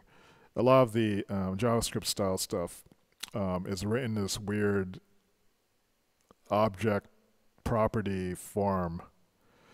and a lot of files are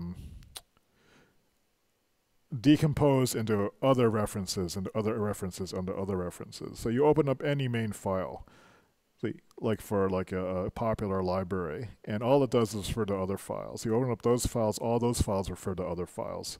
And you can't even see the flow of what it's supposed to do just by reading the code, because it's referring to so many other files. And a lot of the times the things that they're referring to aren't named very clearly. There's not a good classification nomenclature in place. They haven't even expressed what the model is. D3 is a great example of a terrible, terrible library. I mean, it's cool. Once I understood what how D3 was supposed to work, it was kind of interesting. The way it's expressed, though, I don't think it's particularly clear for someone like me who likes to see things expressed and implied through the grammar and tense of the named properties and methods. What runs when?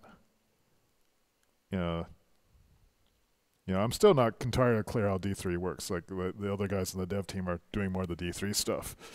But I'm handling the bootstrapping of the system and making sure things are running and implementing life cycles. And I'm implementing life cycles the way I would write code on an assembly language driven machine that has its own specific timers and so forth. Yeah, and Feds is saying, not sometimes, Dave. People's minds just explode when they name stuff, or just implode when they name stuff. Yeah, I tend to I used to feel guilty about taking so much time to name things, but when I'm naming things, I'm actually designing a system. And a well-named system is a well-designed system, I think. And I think it's worth spending that time doing it. Oh God, Fed says, that said, my biggest development experience is with small talk, and a big part of that is writing code in a way that reads like natural language. That's really interesting. I've never used any Lisp-like languages before. All those parentheses scare me. So that might be an interesting conversation to have someday. I would love to just understand, how Lisp-ish languages or AI languages express like natural language. To talk to someone who is like a good language theorist, maybe, who has a clear sense of it. Yeah, I am so glad to hear, Feds, that your clients have thanked you profusely for naming things in a way they can just read stuff and understand it. Are we on to something? Are we on to something? Naming things in a way that people can understand. Is that a slogan? I mean, that actually might be a good hook if you have a consultancy. I think if I were to write a book that was kind of like JavaScript, the good parts, but just for technical stuff, it would be just about expressing things in a way that people didn't feel stupid. So reading this documentation here, and I'm thinking I don't know what any of this stuff is. I don't know how any of it relates to me yet. And the first thought I have is should I be able to understand this better? This is official developer documentation. Real developers probably can read this and understand the way it's written. And then so what's wrong with me? I suck at this. And then this has kept me from doing serious development work for years and years and years and years. I think the only reason I'm in computers now is because I got into it in a place when it was simple, when there were Apple IIs were around, and you turned on the computer and you had the basic interpreter and you could write 10 print my name and then run, and then something would appear. And then I could add on to that. And there was none of this. So first install Visual Studio Express version 10. If you are running Windows 8, then make sure you install this version. Note that this may be incompatible with this particular runtime. Make sure that your graphic drivers are up to date. Blah, blah, blah, blah, blah. To debug your program, you'll need to install this thing but since you'll be running full screen, you need to install a remote debugger that connects to the port on this port. And you're going, what's a port? What's a this? What's a that? And then now you have to you start with toy languages, and the toy languages don't do crap, So there's this gulf between being able to write real program or write stuff that, for me, is interesting, like writing a desktop app, which I've never actually successfully written. Something that runs standalone, something that's built, a native app, And that's kind of like my holy grail to write fast native apps. My frustration point has always kept me to writing, you working mostly in scripting environments or modifying code that other people have architected, like C++ and stuff like that. I learned a great deal about C++ from Breton, the guy, the developer we used to work in our game company back in the 90s, because he understood C++ cold. And he wrote something called the Binary Space Partitioning FAQ at Cornell. It was part of the Cornell's computer graphics. He was in their computer graphics program, PhD, super smart guy. He could write he could write C++ like half asleep with his left hand while he was I don't know solving a Rubik's cube with his right hand. And so I would just look at his code, which would be so terse and express, and I would ask, "What does this do?" And he would say something mind-boggling. It says like, "Ah, like I remember the one thing was he wrote a the first time I saw him represent a graphics buffer using a struct. I didn't quite understand how structs worked in C++. I thought they were allocating them someplace. I didn't know you could define a struct that would overlay a memory range and then allow you to, the compiler to on the fly treat it as raw pixel data instead of just undifferentiated raw bytes. I was going, what? And so that was mind blowing.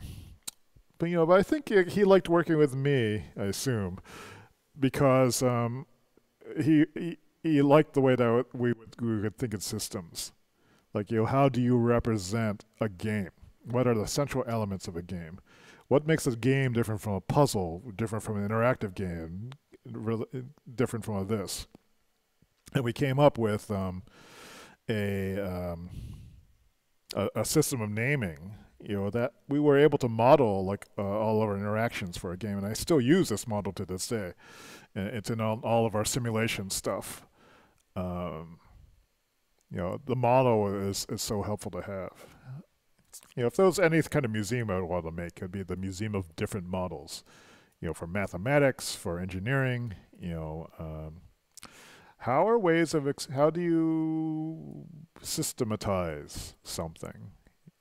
In a way that people can understand it and then interact with each component and develop their own intuitive feel for it through some kind of direct manipulation. I think that would be super cool. But anyway, I'm going to do one more 15 minutes. I'm not sure where I want to get to this. I just want to get to the point when I can feel that I have enough foundation here that I can just sign this app. So I can create the signature and then write this into our development wiki. Yeah. Feds agrees with me. It would be super cool and useful. The Museum of Models. I'm sure there have been books that are in like that. Sometime I'll have to do a stream and look through my bookshelf of all the books I have on modeling. There's not that many of them, but this is something I would love to put into my knowledge management thing. In fact, let me make something here. Merging ideas. Let's make a file. Let's call this index of models. And here, placeholder for links to any kind of model description. For example, models of Feds' is head taken off. Hey, thanks for hanging out, Feds. It's always great to have you here. Yeah, so it's fun to just talk about things. Hope I'm not distracting you too much from your other stuff. Have a good time with your people coming over. I probably should. I'm now back in fasting mode, so the only thing I can drink is Fresca. So models of game architectures,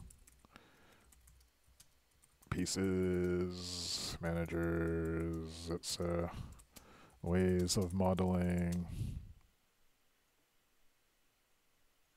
thought processes. Concrete examples of system, like, combustion engines. Mathematical models, all described and written in a way that anyone can understand what the components are, how they relate to each other, and what flows through the system versus what controls the flow. Something like that, I think. I think it would be cool. I'll see you later, Feds, on Discord. For those of you who might be watching, our Discord is at davidsay.com/discord. I'm not going to put the link in the chat because I want people to actually have to look it up. Having a higher bar of entry tends to filter out the tire kickers. So I guess that is, to use the parlance of this whole Apple thing, that is my code requirement. It is my internal policy that does the initial validation whether or not someone is allowed to enter the Discord chat room, although it's not a very, very secure one, I suppose. Oh well. All right. Let me set another 15 minutes here. Hey Siri, set timer for 15 minutes. A timer is already running at 9 minutes. What? 32 seconds. I Would you like to replace it? Yes, please. Okay, your new timer's running at 15 minutes. Thank you. All right. So let me read to see where I am right now. There's our goal. Make sure a piece of code, script, app, etc. is not tampered with, is valid as a trustworthy, blah, blah, blah. Let me slow myself down because I'm feeling impatient. As valid as trustworthy based on security checks or specific needs of the code. Oh, that's the goal. This is the goal of code signing.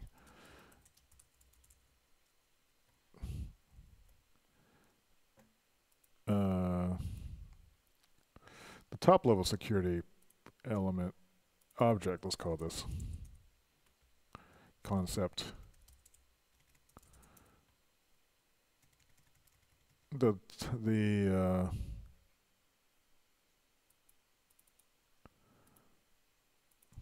intended to call this a security conceit. Let's just go with that for secured apps. It's called the code signature. In all cases, the code signature consists of 3 parts: a seal, a digital signature, and a sets of code requirements specified either by the app signer, which is me,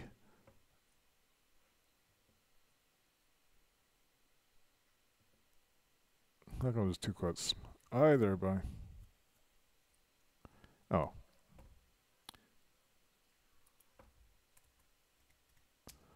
they're specified by the app signer.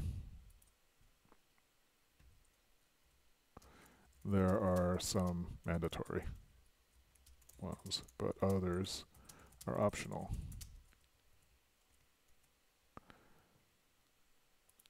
Yeah. A requirement. These are requirements in the sense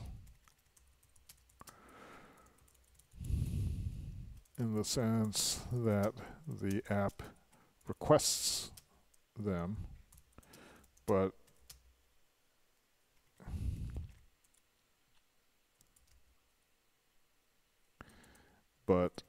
it also means,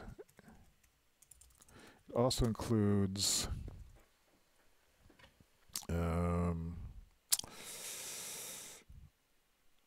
information or validating information as proof of identity and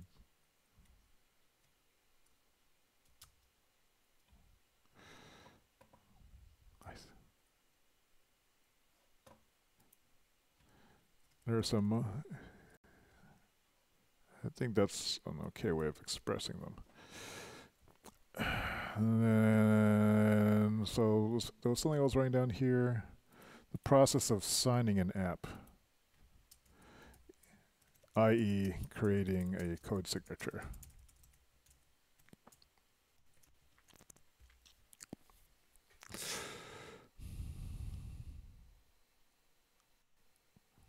I would say not this like, I'd say not the most, I would say an important requirement. Important, common, internal, is the designated requirement. The valid, instead of, this should be, you should use consistent language validator. In every case of code, and two pieces that successfully verify against the DR against the DR check are considered to be the same code and don't, and therefore pass the security check.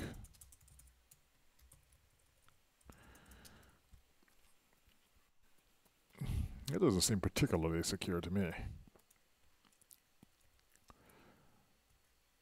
Okay, let's go and look at code signatures, or how do you make a seal? At this point, I think I probably can just look at the codesign man page. Let me see if I can understand that. How am I going to do that?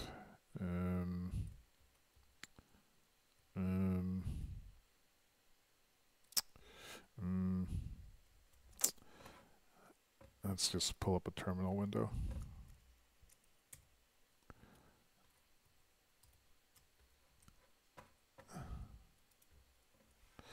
Man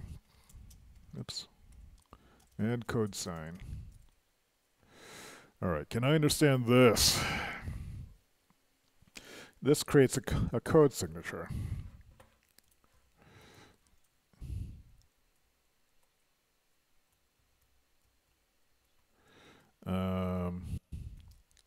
See, man code sign. The codesign command is used to create, check, and display code signatures. Now I know what a code signature is, as well as inquire into the dynamic status of signed code in the system. Okay, so you can check whether something runs or not. I think that's what that means. Codesign requires exactly one operation option to determine what action is to be performed, as well as any number of other options to modify its behavior. It's not the best sentence. Can act on any number of objects per invocation, but performs the same operation of all of them. Okay. Codesign accepts single character classic options as well as new style long options of the form --name and --name equals value. Common options have both forms. Less frequent special options only have the long form. Note that the form --name value without equal signs will not work as expected on options with optional values. What? The form name value. Oh, so I guess they're saying that there's no default. It's not --name, which is the parameter. It's --name, which is the name of the option. This is where a little formatting would have worked. And so this is your classic alphabetical list of commands, which tells you nothing about the system structure. It's really meant as a reference. And yet, I wonder if there is, let me just make sure that there is not some description of how codesign works. Let's see if we can find it. Codesign.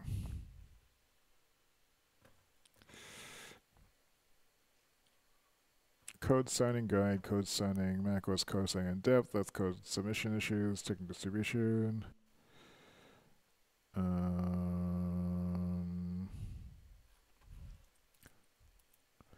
Code sign command.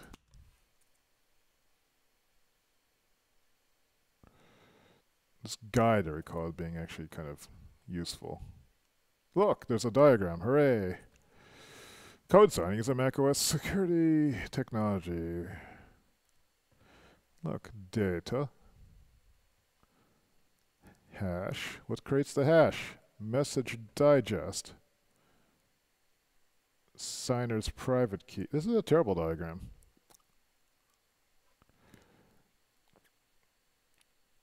So I understand what this is supposed to be now that I've read the other documentation, but this is using different lingo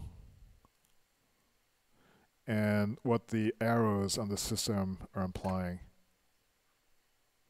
So data, there's actually something that creates this hash. This is the unencrypted, this is the unhashed data. Creates a hash. The hash just creates a message digest, which is a list of hashed output values. This is encrypted with the, maybe, okay, these are not just, these are the transforms. That's what these are. Hash transform. Message digest is produced. The message digest is given to the, okay, now I understand this. The signer credit, which says, nope, wait. Encrypted, which produces a digital signature. The digital signature and the data are signed with a signer certificate, and it produces code signed data. Okay, I kind of get that.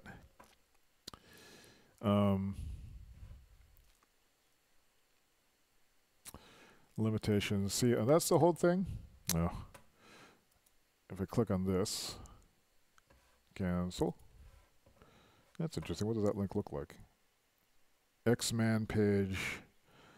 So I didn't know you could do that. What's CS rec? All right. Let's make another tab here. Man CS rec. Expert tool for manipulating code signing requirements data. What's code signing requirement? Is that the same as a code requirement? The csrec command manipulates code signing requirement data. It reads one requirement from a file or command arguments, converting it to internal form, checks it, and then optionally outputs it in a different form. What would you use it for? A requirement input. The special input specifying requirements below. The same format is accepted by the R. Request that the requirement read by written to. I think developers must have the ability to just read this stuff and then file it away in a way they can access later. Like my memory doesn't work like that at all because it's so poor. Request that the requirement read and written to text as standard output. The first synopsis from it reads a code requirement and writes it. So I guess the question is, what does a code requirement look like?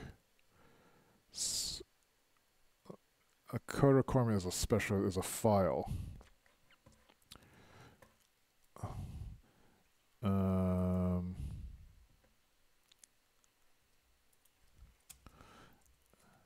A special file.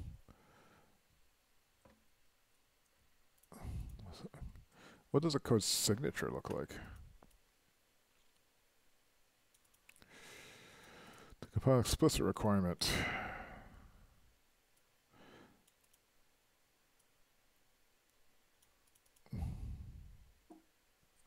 I'm not sure what this produces. What form is it producing? It writes a binary code requirement? Okay, I guess it transforms code requirement text into a binary representation. In the first form, it rewrites text. Okay. So, let me just make a note of here. Note, the csrec command is used to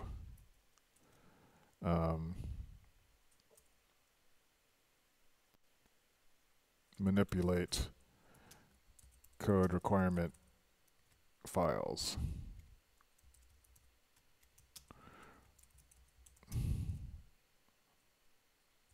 Files written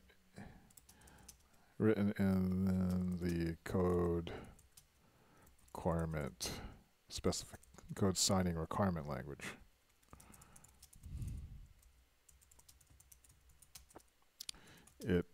either cleans up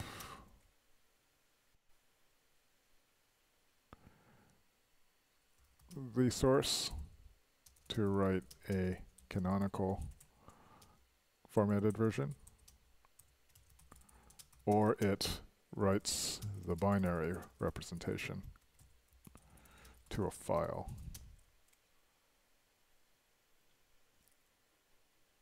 What is this used for?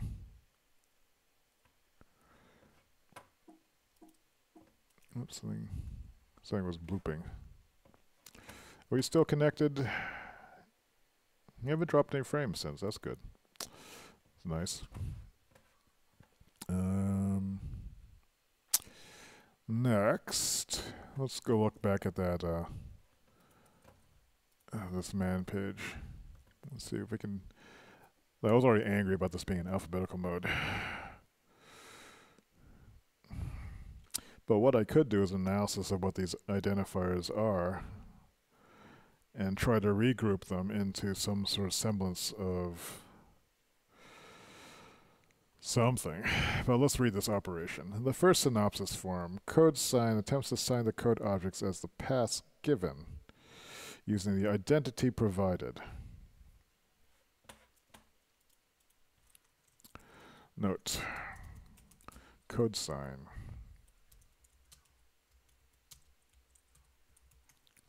Not node, note. Oops, that's 15 minutes.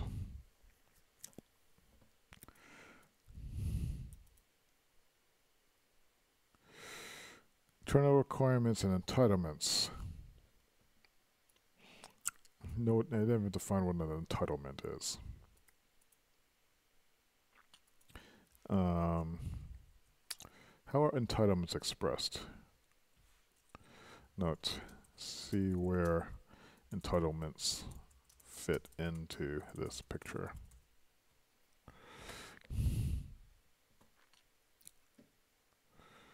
Entitlement response. Defaulting applies separate to each type. I don't know what the defaults are. It's sealed into. Otherwise, each derived path derives identity identifiers info plist. Note info plist.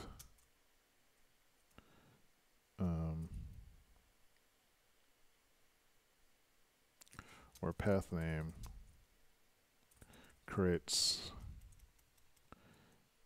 can be used to infer an identity. What is an identity, though?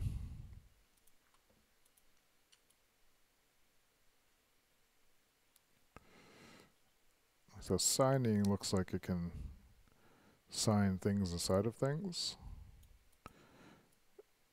The second form, it verifies the code signature. So you either sign it, so code sign command line.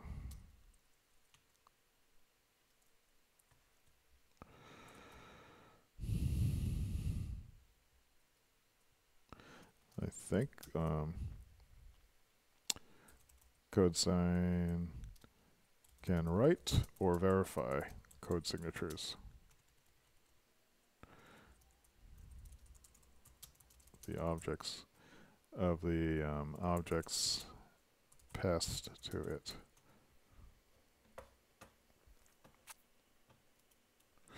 The path begins with a decimal digit that is interpreted as the process ID of a running process. Dynamic validation.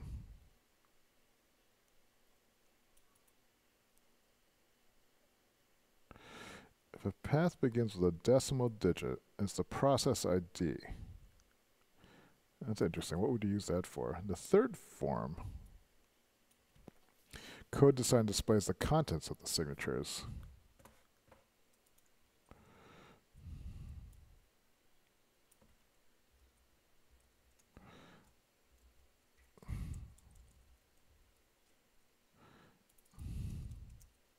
Can write, verify, display.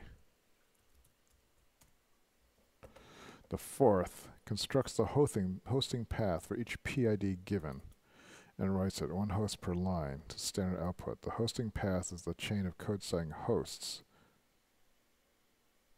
starting with most specific code to be running the root of trust. What is the hosting path? Is this for the certificate chain of trust? What is a hosting chain?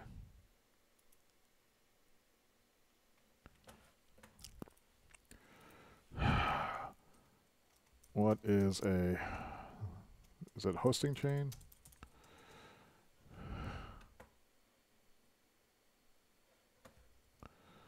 Is that what it was? Hosting path.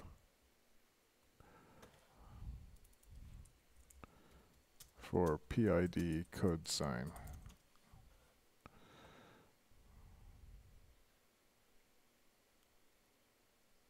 Is this sort of like a network? Is this used for network security checking?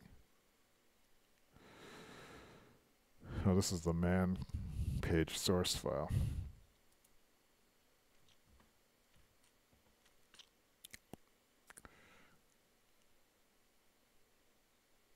What's this?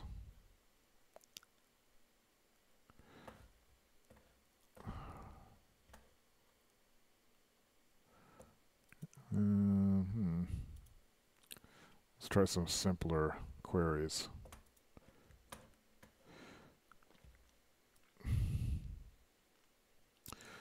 The hosting path for each PID, I assume by PID they mean a running process on the Mac. One host. The hosting path of this in the chain of code signing hosts, most specific code known to be running. With trust kernel. I guess I'm going to skip this.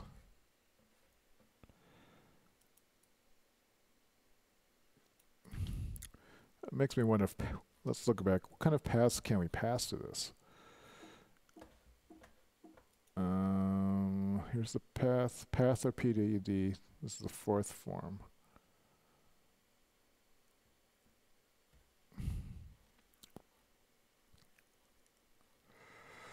I'm getting a headache. Let's.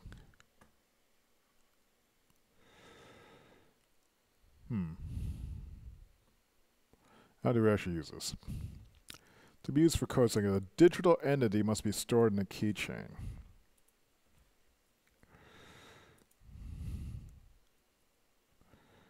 Let's just rewrite this.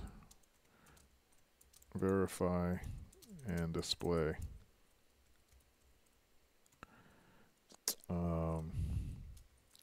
A digital identity must be stored in a keychain of calling user.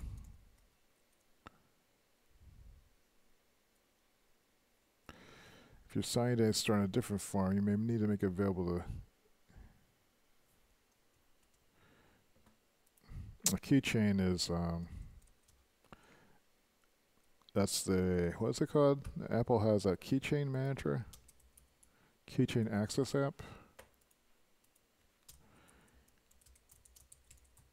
I'm not going to look at that on the stream.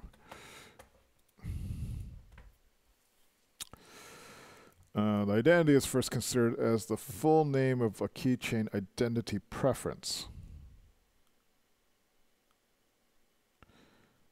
Otherwise, the identity is located by searching all keychains for a certificate whose subject common name.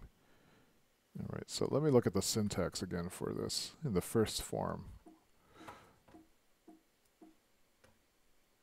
Okay.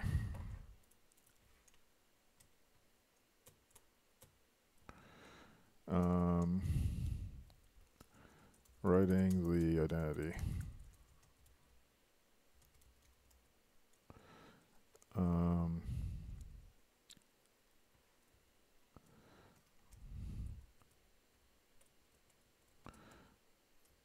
Identity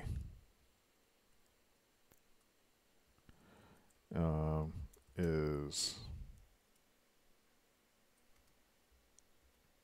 I think it's a string, right? What's the identifier?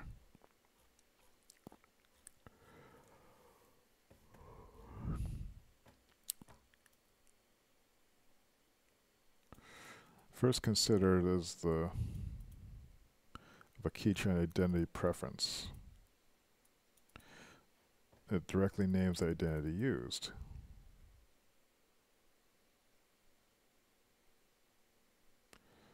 Keychain identity preference. Otherwise, the identity is located by searching all keychains for a certificate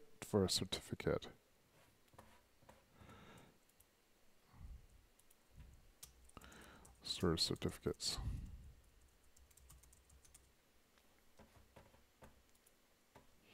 Whose common name contains the identity string.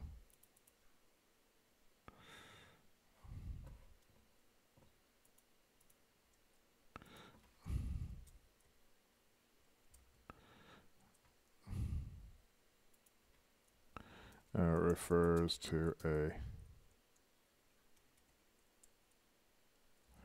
named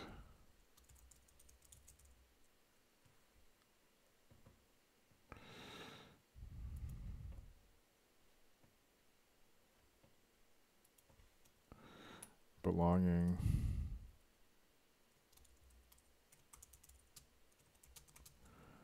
the calling user.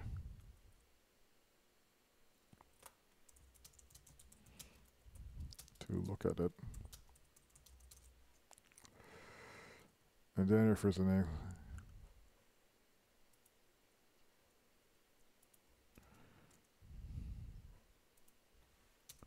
CMAN page. Code signing.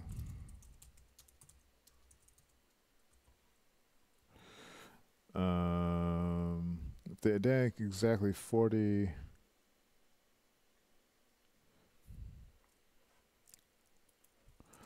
For description of how the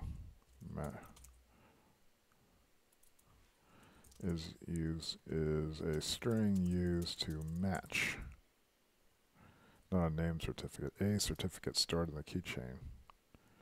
How the matching works.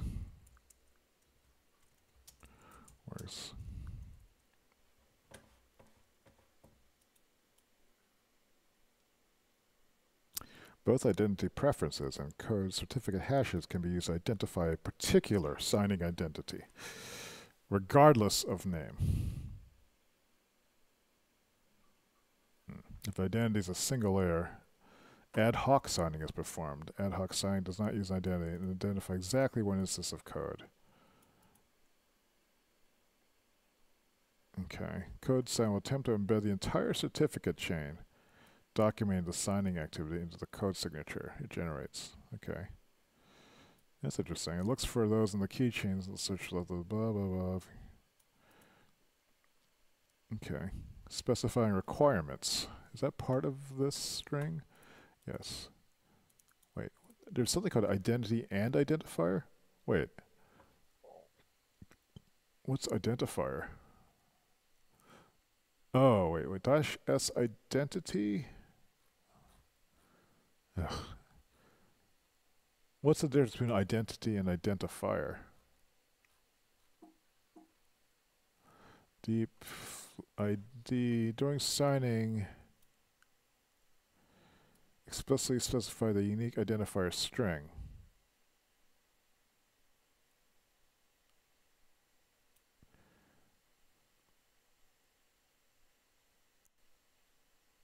Oh.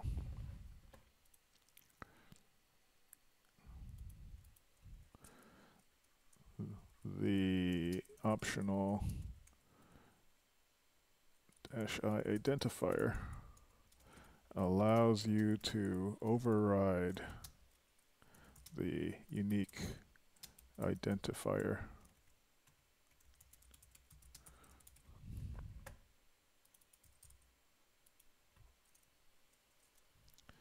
In the code signature.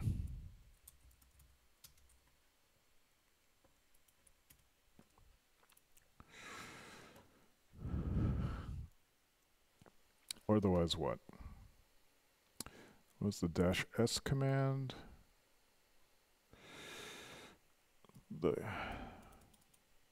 Sign the code at the paths. Used to select which is used to sign the code.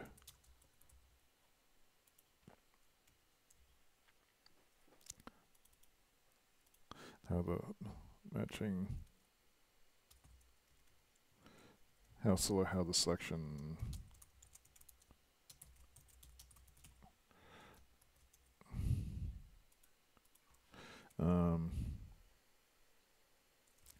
this should be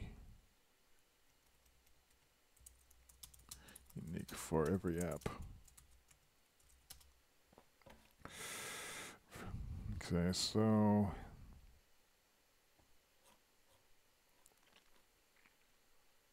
oops, I missed. So if the identity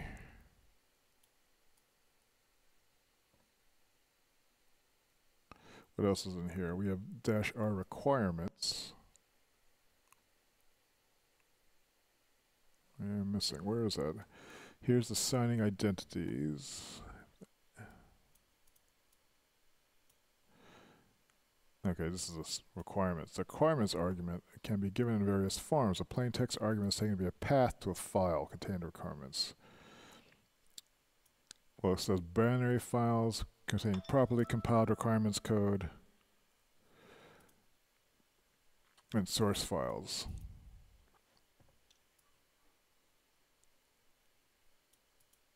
Okay.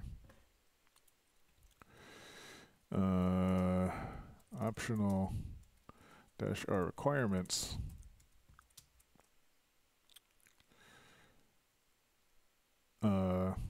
Specifies which code requirements to include in the code signature.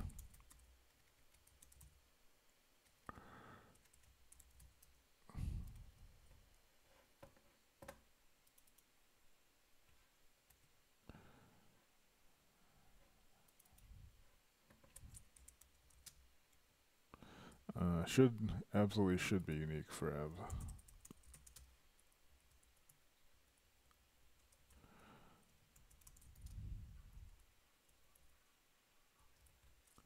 So where do you get the code requirements file from, I wonder? What's -s-v? Option flags. When signing a set can split variables when used. First is the sign code kill flag to be set when the code begins execution. Code with the kill flag set will die when it becomes dynamically invalid.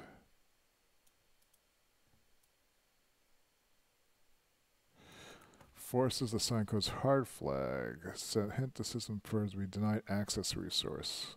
That's interesting. Capable of hosting guest code. Oh, you can have code that acts as a code signer? Is that what this PID option is for?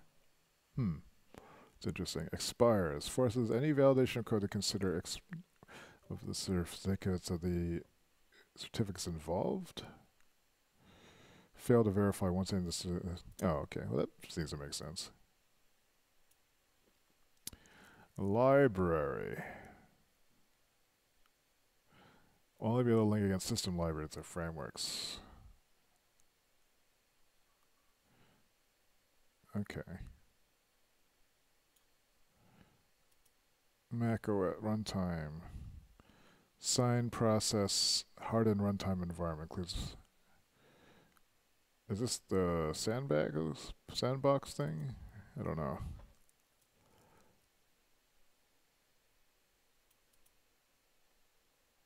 To sign application terminal with signed entity named authority as authority. Command line helper with the same identity overriding any existing signatures using this. -f, -s. Oops. Come back.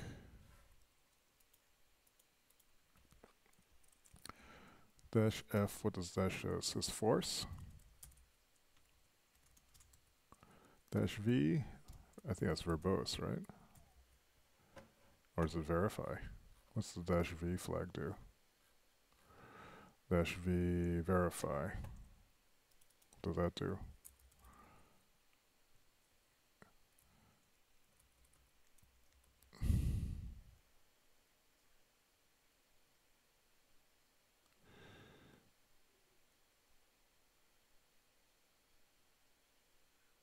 Or verbose, depending on context. Dash F is force. Replace any existing signatures.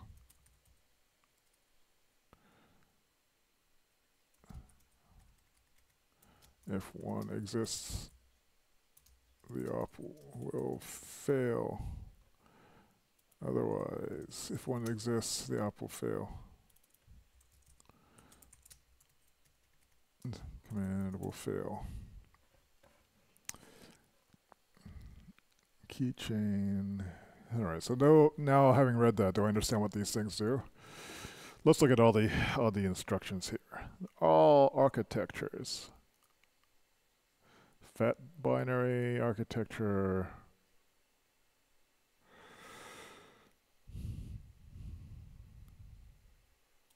We can assign code for different operating systems. Why would you need such a flag? Bundle version. I don't understand what this is. Display.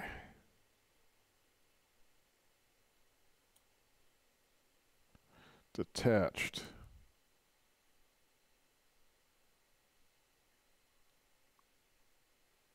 Don't know what that is. Detached signature.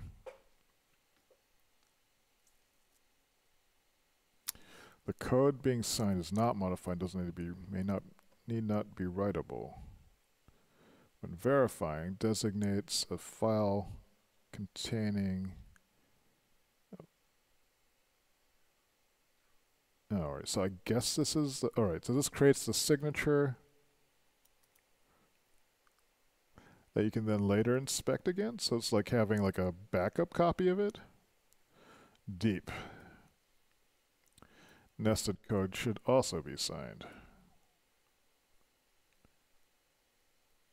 I don't know enough about macOS apps to know how their internal bundle structure looks. So, detached database specifies attached signature should be generated with the detached option. How is that different from the other detached? That's a detached signature. Oh, it's written into a system database, which is made automatically available whenever. Oh, is this how you can do a dynamic? All right, so maybe this if you have some sort of application server, then this is what you use this for. So like if it's serving an app, you know, and that's why you might have detached file names. So when it runs it, you request the validation to happen before you allow it to run, something like that. Hosting constructs and prints the hosting chain for running program.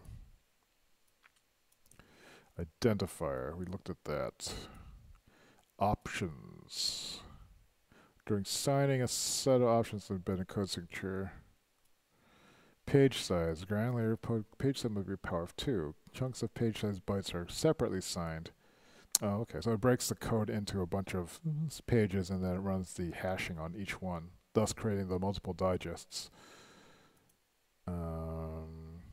That's interesting. Requirements. During signing, indicates that internal requirements should be embedded in the code path as specified. Defaults will be applied. Test requirement. Alright, so indicates that the path given should be verified against the code requirement specified. What is this? I guess if there's a separate, this is a way of like double checking it.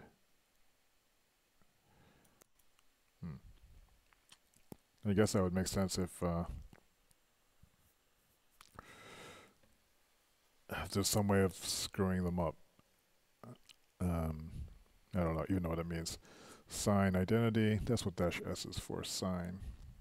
I'm going to convert these to verbose. Dash dash S sign. Identity dash dash I is identifier.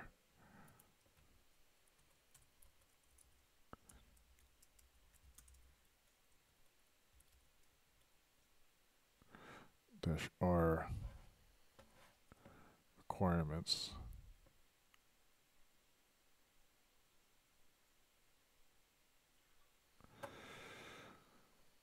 Verify, continue. These are all the instructs code sign to continue processing path arguments even if processing one fails. If this option is given, exit due to operation errors is deferred until all paths options. Okay. That just like, if you're, I guess, signing a whole bunch of things, you can see which ones fail.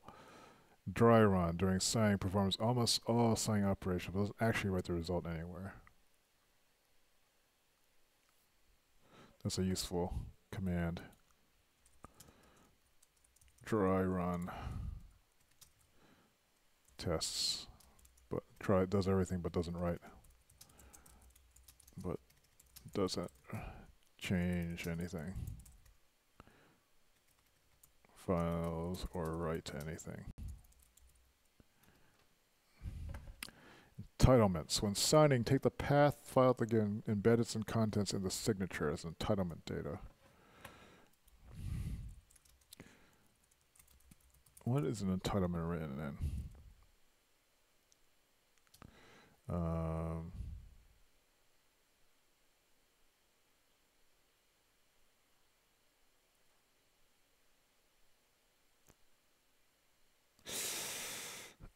Extract certificates.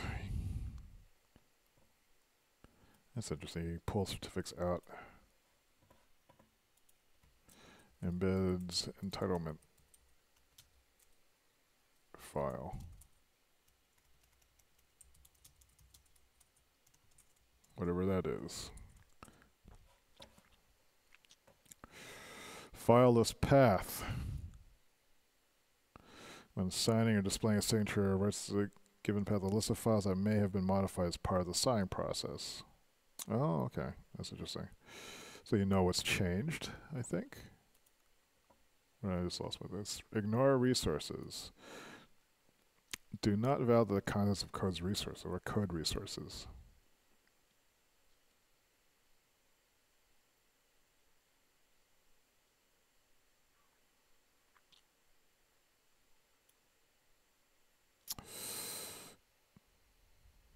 So that's like a speed thing. During only search the sign for the keychain file specified. Keychains have file names? I guess that makes sense. I don't even know where mine are. No explicit identifier specified. And if explicitly generated, it does not contain any dots characters. The given string is prefixed to the identifier. Info plists. When re-signing code that's already signed, reuse some information from the old signature. When validating code with strict, apply additional restrictions. Symlinks should point to sealed files. Sealed files means the ones that are sideband, no resource forks, blah blah blah present in the signed code. That sounds good. Timestamp. Timestamp authority to be contacted to authenticate the time of signing. Of default server provided by Apple. That's interesting. Runtime version. They specify the hardened runtime stored. What's this mean? Explicitly specify the hardened runtime version stored in the code signature. I don't know what that means. Hardened runtime. Okay, so I have a sense of how this works. So we specify the identity we specify the requirements. The identity code sign is what's doing the hashing, I think.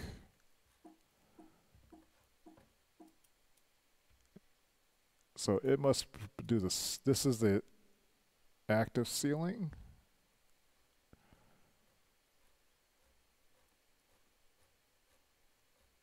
Okay.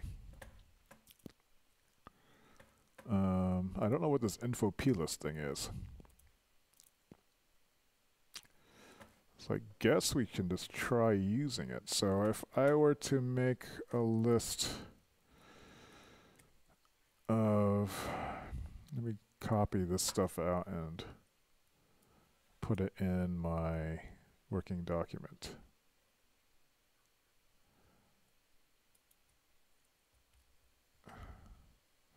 Which is where? Here? No, here.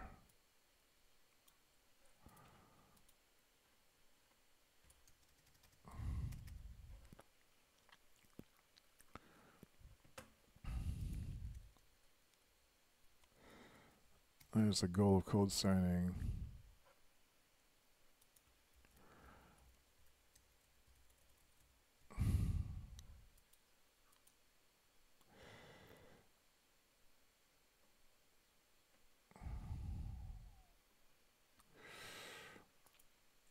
Eventually I'll turn this into a wiki page reference.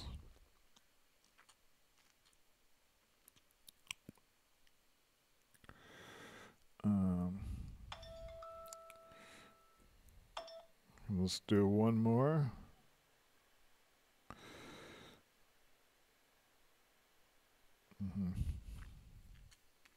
Yeah. Nope. Let's see.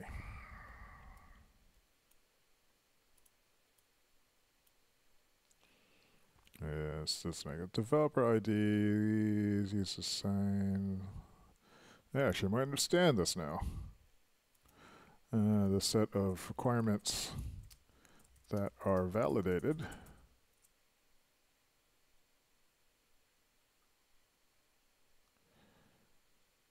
by security.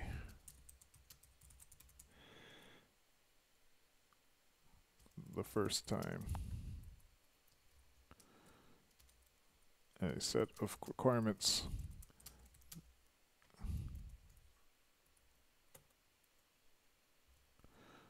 that may be validated anytime after. Many times. So I guess that's like a single time at any time. So I guess the issue is you use your initial policy. The idea is that there's something you just run just once, and that's enough. But then there's like your additional checks you just run throughout the life cycle of the thing. So by enforcing an initial policy and tracking policy, you can be a little bit more efficient about things. I think that's the idea behind it. Goal code signing. Code signing. Let's look up entitlements. What are entitlements? Code sign. How do I re-sign it with entitlements?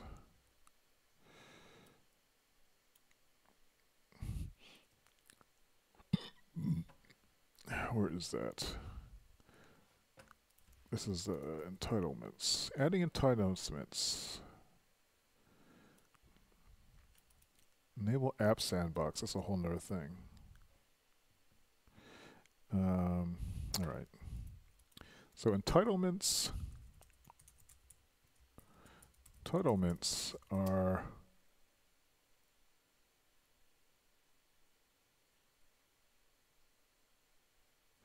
I'm looking at this. I actually understand what that's supposed to do.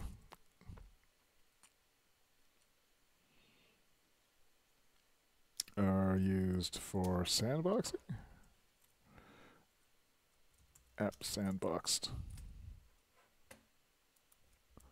Mac OS App Sandbox.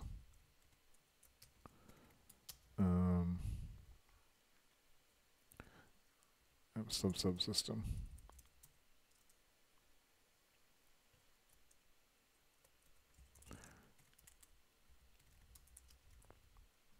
That's something we might want to use.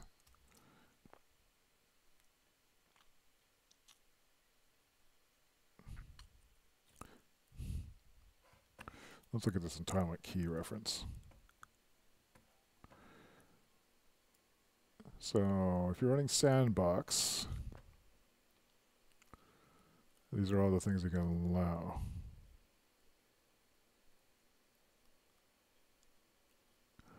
This is for employ Xcode to target push notification Apple Pay App Sandbox. Where's the App Sandbox? Fine grained permissions. There's the various keys. Access to. Okay, so these are what you're allowed to get. Okay, so this that's cool.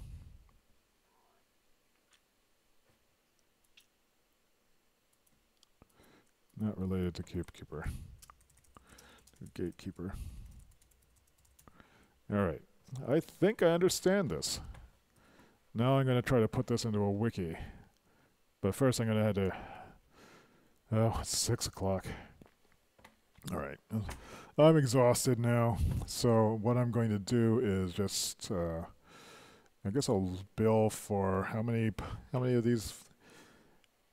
I think I got into the groove for the last 45 minutes, so I'll bill 45 minutes. Go. Let me pull up my timesheet.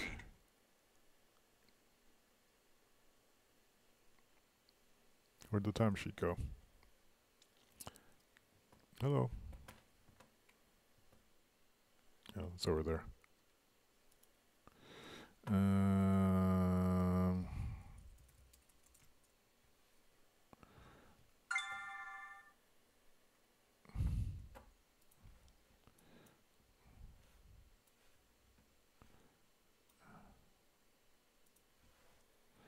Did it drop frames on that? Nope.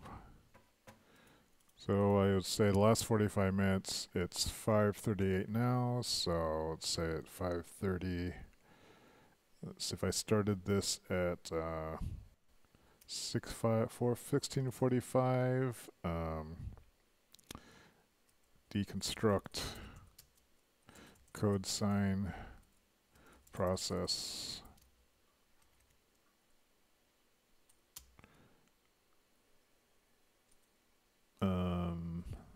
17:30.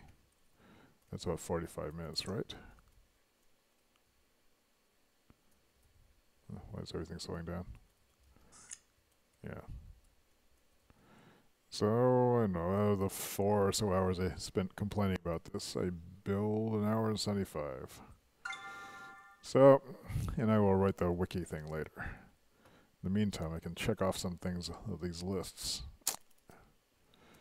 X.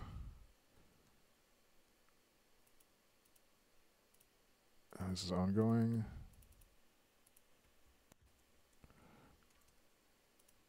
Actually, let me remove these things. I'll leave them there. All right.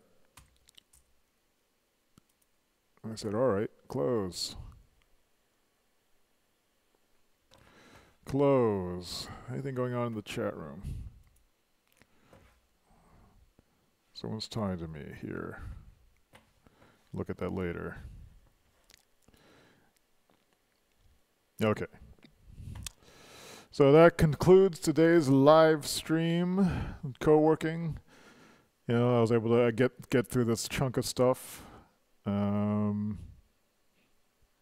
I guess that's it. It was fun. Hope you guys are working on good stuff. I'm gonna be back in the virtual co-working chat room after I drink some stuff. So thanks for watching, and I hope you have a good weekend. Boink.